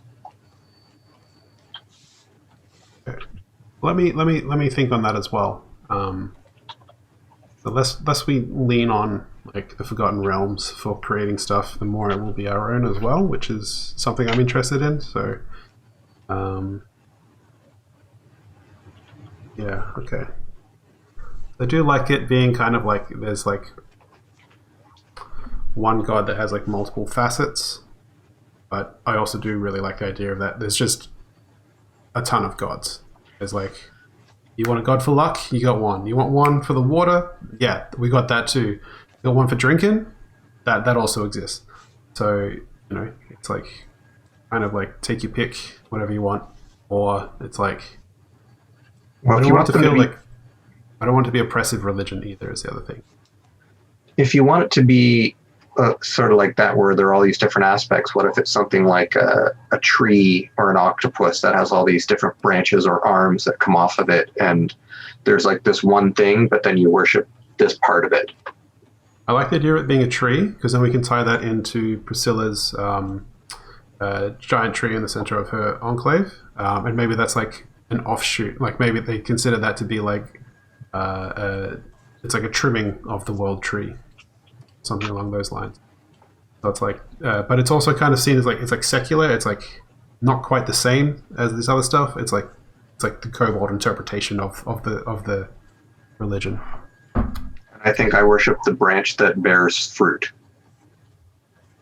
Okay. Because like that's the one like, oh, the one where there's the apple or the pear, like that's the lucky branch.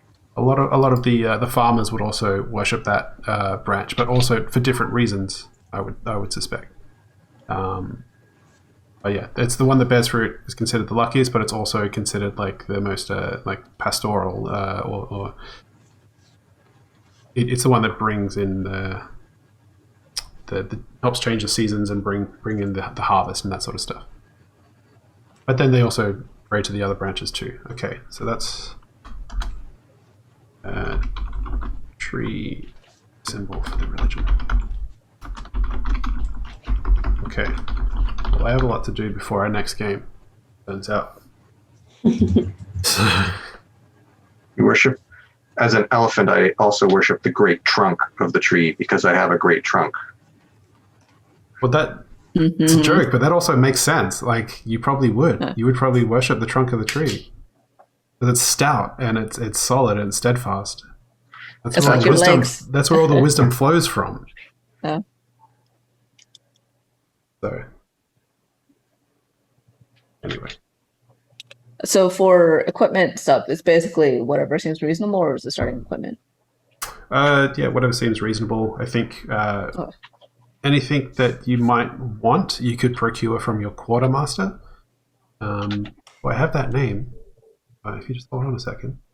Barracks quartermaster is Simon de Leon. Simon de Leon. Yeah. Gruff SOB. And seen some poo in their time. So, All right, what do you think about this for a uniform?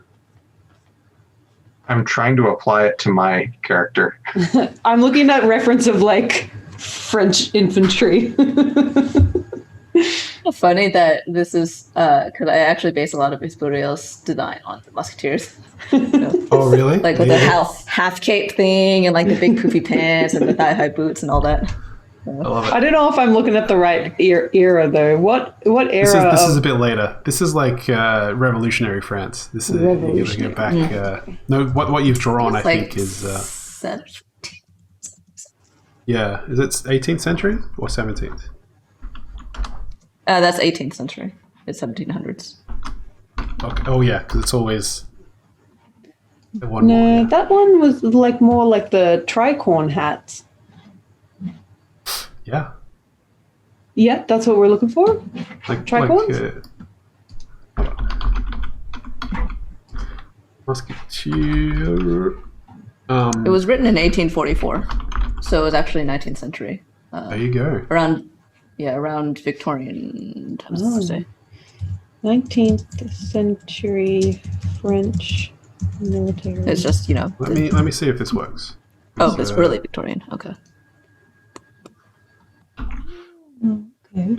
These are the characters that I've kind of based the idea on, and it's not showing up in OBS, and that's probably It's a lot of leather.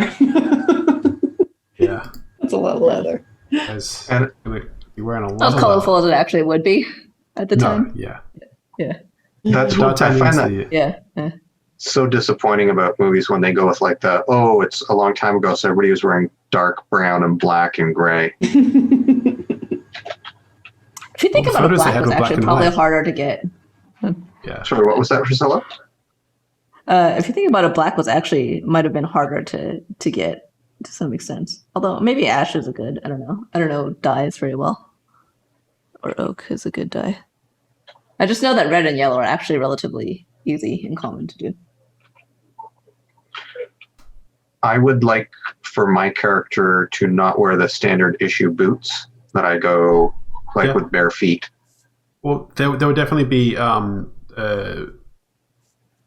what's the word? Exceptions made for different races. Yeah, for sure. Yeah, I would say that's 100% okay. And if you're say for example, like I know musketeers used a rapier, but you could also like just as easily be wielding a great axe. It's more about like what you're comfortable with and what you can use, more so than what you have to use. Definitely when you were in the military, Caitlin, or Bobo Loco. When you're in the military, you had to wear something very similar to what you're wearing there, I would say. You carried your rifle over your shoulder, and that was all about discipline and etc. Like this is what you had to do because you were told that, which is probably one of the reasons you didn't enjoy it as much as you would have. But anyway, you get a little bit more leeway in the Queen's Guard. Right. Not as much as you'd like, but you get a bit.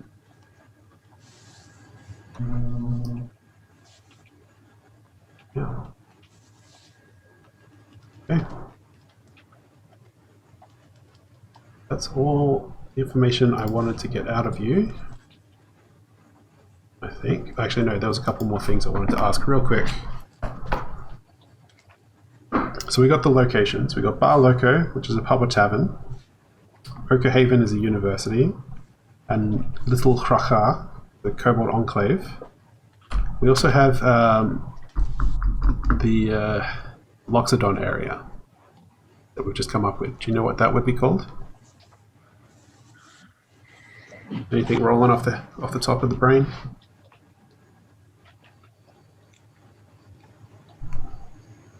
Okay, I can have a think about it too.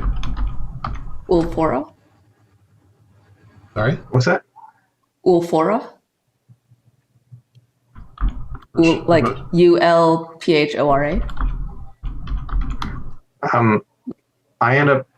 I mean, this isn't my world, so I'm happy to go with that.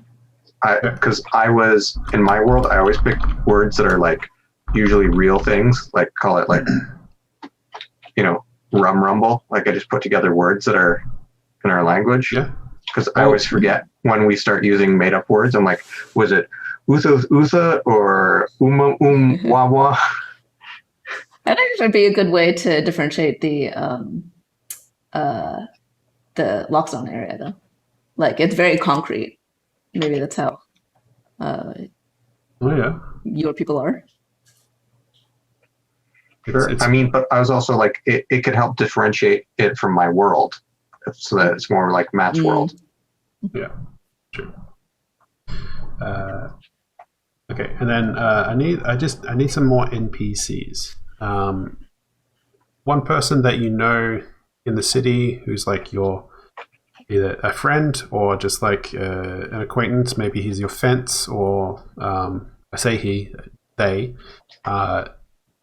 someone you know that can do stuff for you. I think some of your backgrounds might give you these sort of people already, but just having a touchstone for someone that I can think of that you might call on in the course of the game.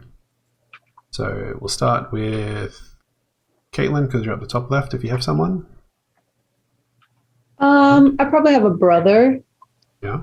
Maybe he currently runs Bar Loco. Okay. And his name is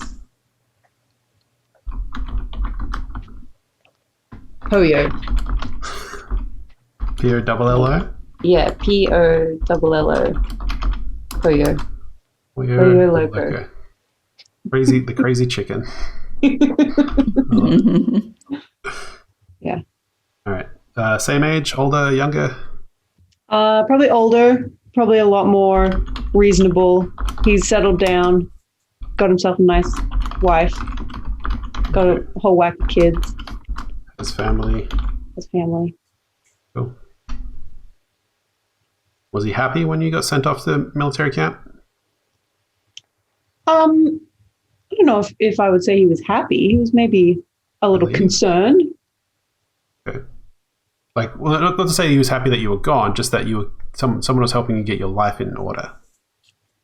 Like you were a bit of a wild child, so to speak. Yeah, but I think that he was more worried that I'd go off and get myself killed. Kill. Okay.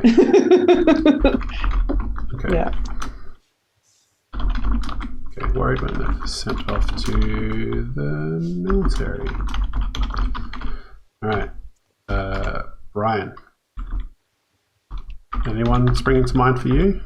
Yeah, a couple things are springing to mind. So one would be I would still have a teacher that I go visit from the academy. Yep. So Headmistress Rose. Headmistress Rose. And headmistress of the program that I was in, not necessarily like the whole university. Of the Anthropology. Yeah.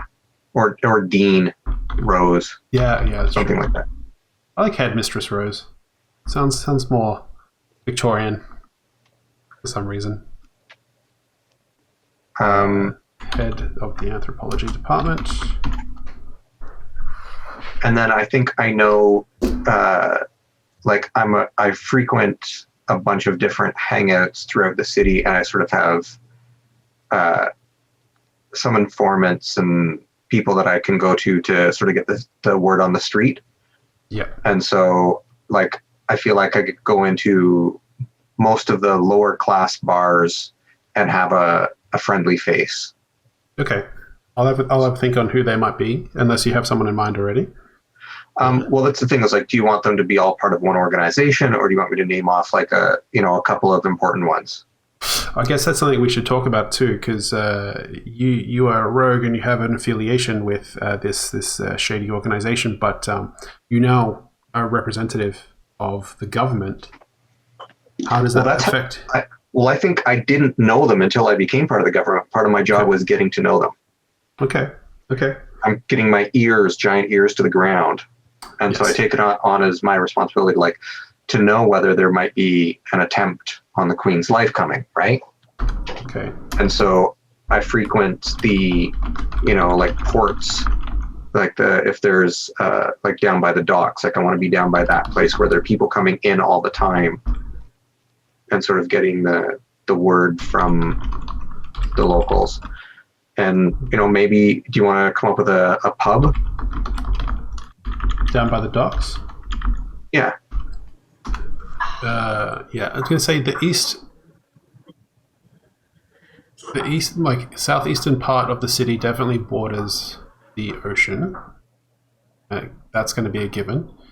So there's definitely a port down there. And I'm trying to think. There's a bar called the Skull Kraken. Skull Kraken's good. I like that. This is going to go under locations. And I was trying to think of something to do with the like a sea lion, like a sea lion inn, potentially. I think that's the upper scale one. Yeah. Yeah, that's where like the merchants come and they stay there, and I'm going to the one where the sailors go. Okay. So the skull. So I think there are two. I probably go into the sea lion occasionally. The thing about crime is it doesn't discriminate. In fact, they would hang out in the lower class ones, but then maybe they would target the upper scale ones to scope out potential victims. Right. I think. So, and you've definitely been in both because being part of the Pride, you're located in this sort of area as well, up near the castle. So, and I'm also known to spread stuff. Like if they want information out, like I go out and say like, oh yeah, there's this thing coming or this person's coming, so that way people know like, we better not do this. If they want, or if they want somebody caught, like, there's supposed to be an informant coming to town who's got like a blue necklace and whatever, like, keep your eyes open, everyone. There's a reward in it. Okay. So I'm used to help disseminate information as much as I am to collect, so that way, people are happy to talk to me, because sometimes I'll give them a tip and sometimes they'll give me a tip.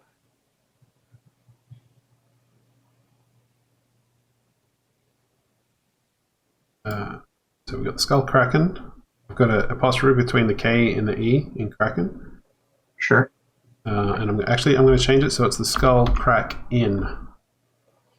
All right. So, I think that's a good funny pun. That'll get lots of laughs. Evidenced by everyone on the stream right now. So,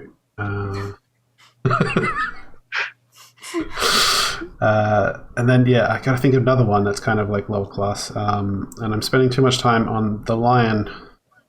No, Sea Lion. The Sea Lion is the name of the upper class one. Yeah. But it's all I can think about because now that my brain's on it, I can't get out of it. So what else do we need? To be. Do you want the people who run it? No, that's okay. I can come up with that. I've got a few already on hand that I can pull from. I'm definitely going to create some sort of shady organization that you have contacts in. And last but not least, I'll do really quickly because I just realized it's gone 10. Priscilla, do you have anyone in mind that you would have contact with?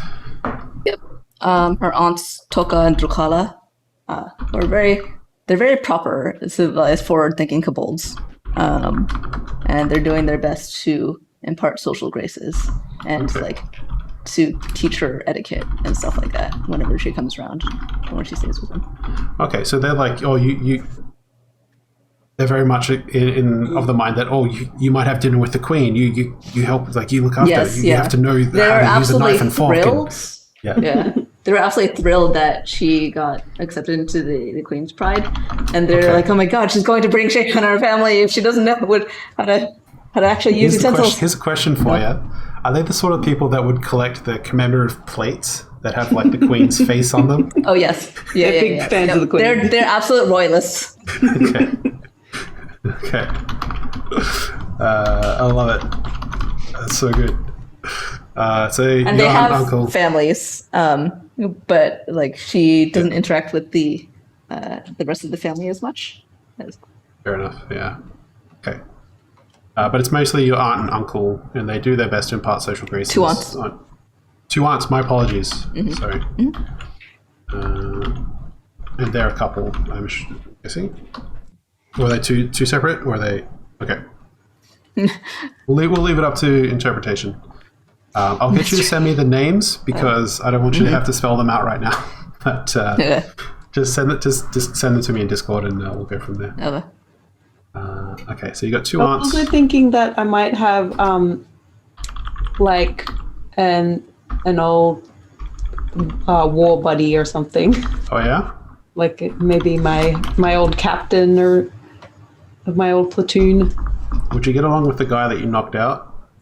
That got you noticed by Commander we're Amanda? best friends. Yeah. Okay. So maybe it was more of a dare. He's like, you can't knock me out. Look at you, you're tiny. And you were like, you know what? I'll take that bet. But we learn to respect each other. Yeah, okay. He would have been a captain. Is he still in the military? Yeah, I think so.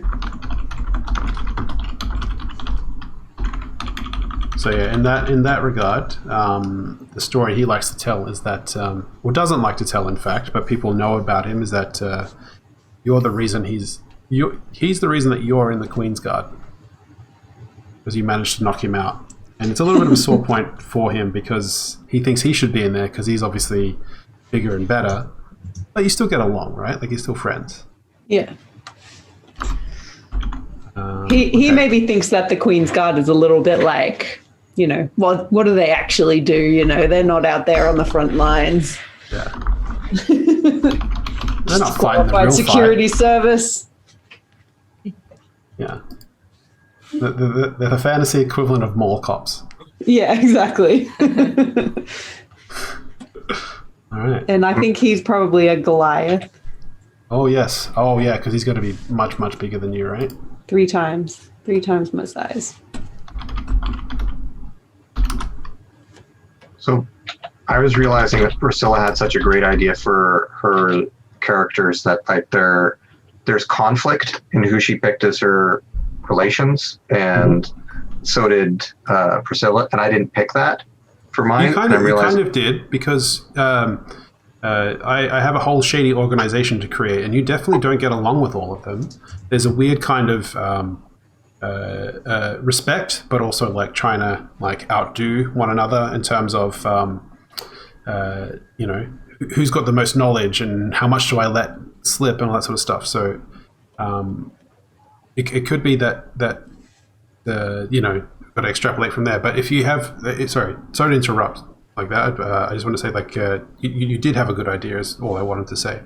But please keep going. I was going to say, can I also know a gladiator Loxodon who is like really tough and gruff and doesn't sneak around at all, and is like one of the champion fighters? Definitely. Gladiator Loxodon is a champion fighter? He's one of them. Like there's different, one of the crowd favorites. Okay.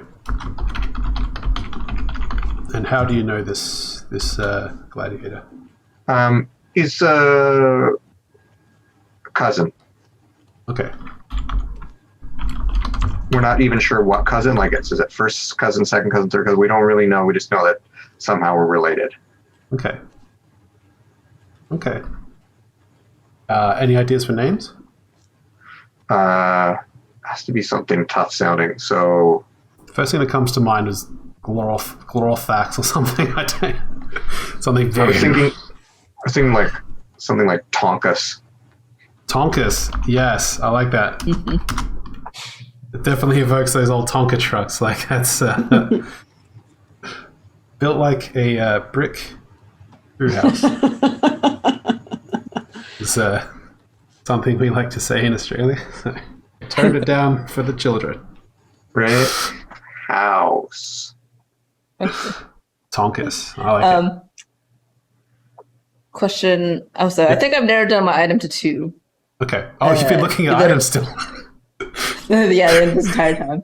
Okay. Either Bag of Tricks or Gauntlets of Power. Okay, so let me just look them up because I'm not too familiar with either of them. Gauntlets of Power is just bonus to strength, right? Yeah, it sets your strength to 19, which my strength is actually somewhat lower than I expected. Okay, so the Bag of Tricks lets you pull out an animal. Creature. Yep. Creature, yeah. Yeah, from one of those colors, whichever one you choose. Or whichever one you as a GM choose to give me. Okay, in the Gauntlets of Power, your strength score is 19 while you wear these gauntlets. Still uncommon. Crazy. They have no effect on you if your strength is already 19. You know what? I think one of the things... What did you choose, Caitlin? I chose the Lucky Stone. That's also... I think it came from the same thing. Or is it the Stone of Luck or something?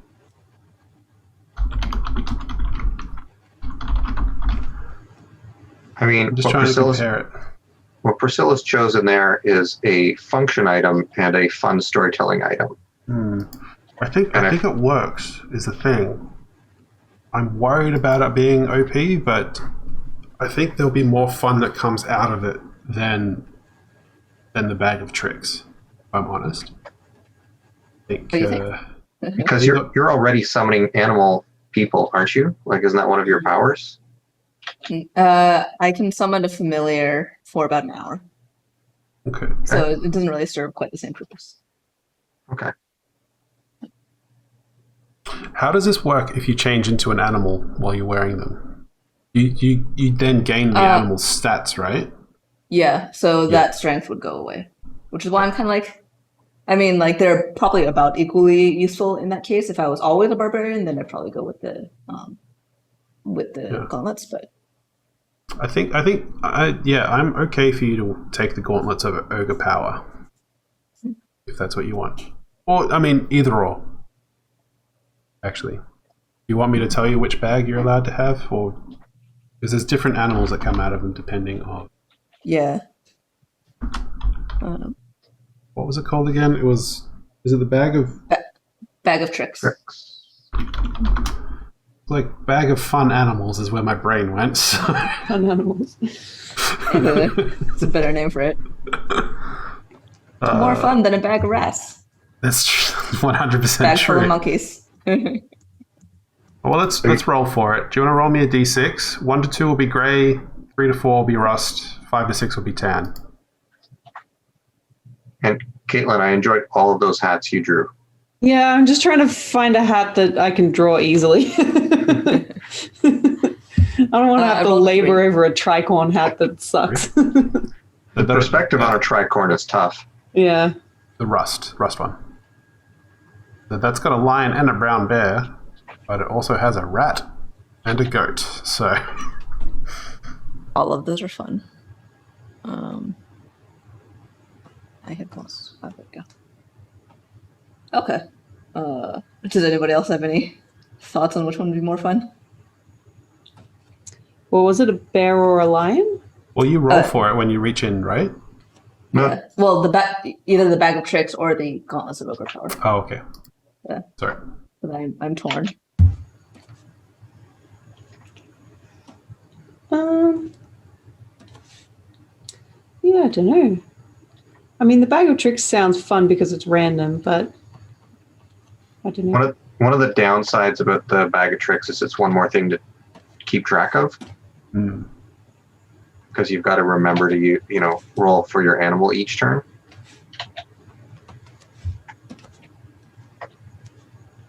So in that case, maybe the gauntlets are easier.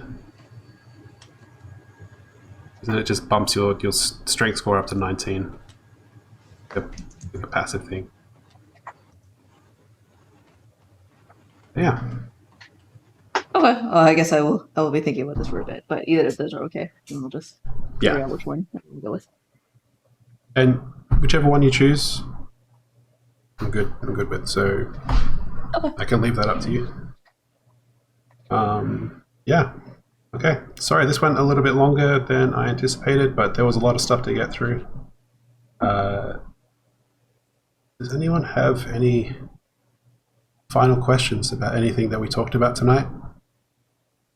So I feel like there was a lot of information, which is kind of why I wanted to do this session 0, even though I know it wasn't going to be the most thrilling or riveting streaming. But I think they're good things to have, especially when you want to build a world together with friends.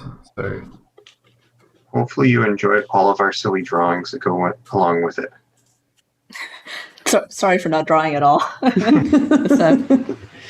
Too busy staring at D&D Beyond. We've had the one backside view of your character all night. Yeah. Just a random musketeer-ish looking person. Yeah. Not koboldy at all. Nope. Maybe it's the Commander Amanda. I was hoping that you might do your character sketches tonight, so I can take them and drop them in the into the software for next week, so we can do. Well, our you have character. about 10,000 sketches of Bobo. You can choose from. Well, I mean, that was going to be my next question. Did you want to work on something through the week and send it to me before Tuesday? Or I will send you something. Okay. That was my preferred answer, if I'm honest. But there's honestly, don't feel like you need to if you've got a ton of work on or anything as well. We all have jobs that we have to do during the week. But if you have something you'd like me to pop in, I'll drop it in. I'll also pull your stats from the D&D Beyond page because I think I can see them as well, right? I should be able to. And, You'd have to make a campaign and then add our characters to it. Or give Oh, to add a okay. character. Which isn't hard, so you can... I don't have all your books, Priscilla. Oh, well, if I'm in the campaign, then you'll have access to all the books. Okay. Oh, well, Brian created one. That's fine. I'll create another campaign, and we'll go from there. So, That's actually also probably better, because if you're the GM, you can actually see all the character sheets, and that's not necessarily true. If you're I mean, just a player. I can see everyone's stuff, well, most of everyone's stuff in Halon 1. But Not everything, obviously. And it's not like I'm going through snooping. I just, when I was pulling the stats for those stat pages, I realized that I could see stuff. And I might have seen something I probably shouldn't have, but hey. We'll figure that out at some point. But I'm not There are no saying secrets. anything. Secrets. Okay, but yeah, I'll do this now. I'll send out the link to you guys probably tonight or tomorrow, and go from there. So, thanks everybody. It was fun. What was your favorite thing from tonight? Picture of Bobo looking at the gun, trying to figure out what it. Yeah, is this thing loaded? What's wrong with this thing? I mostly just find it really funny that Caitlin, that you start from the name and go from there. Well, Yeah, it's very important that I figure out a name for a character first. It's always the first thing I'm concerned about. but that's kind of your naming process for your the characters in your Final Fantasy game too, right? Then you have what's your Lalafel's name in that? Momo the Destroyer. That's right. Yeah. And then the free company that we made is called the Destroyers.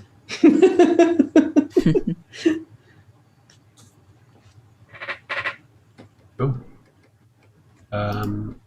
Yeah. Thanks everybody. Thanks for watching this. If you tuned in and watched all the way through, or if you're catching this on YouTube or wherever, yeah, tune in next week where we'll actually get to play the game with these characters that we just created in this world we've also just built together as well. And get to see me GM a game. It'll be fun. I hope. Question mark? Oh, we should do a quick summary of our characters. For the end of the Yes, stream. actually, that's a good point. You want to go first, Brian? Hi, my name's Brian, and I am playing Quarthus, the Loxodon mastermind rogue, who likes to sneak around despite his large size, and has a nose that can shoot water out of it, like a cartoon elephant. Love it. And Caitlin? I've been Caitlin, and I'm playing Bobo Loco, who is a halfling monk with a lucky stone. More of a brawler, really, right? Like Yeah, scrapper. scrapper. And Priscilla? Oh, you're muted. Fine. Oh, Popped up just at the end there. don't know why. I can't see what is. We can hear you. Yeah. Oh, okay. Now you can hear me. Yeah. Okay. Well, Priscilla and I will be playing Sukara, or Suk, because she only gets called Sukara when she's in trouble by her relatives. The kobold druid barbarian, who is adjusting to, or well, she's kind of adjusted, but she's learning how to get along in the city. And yeah, I've been Matt, the dungeon mancer for this game, and well, not that I really did, but hey, next week I will be. So tune in then. Thanks for watching, and may all the marks you make in life be magical ones. There you go. Bye. Bye. Bye.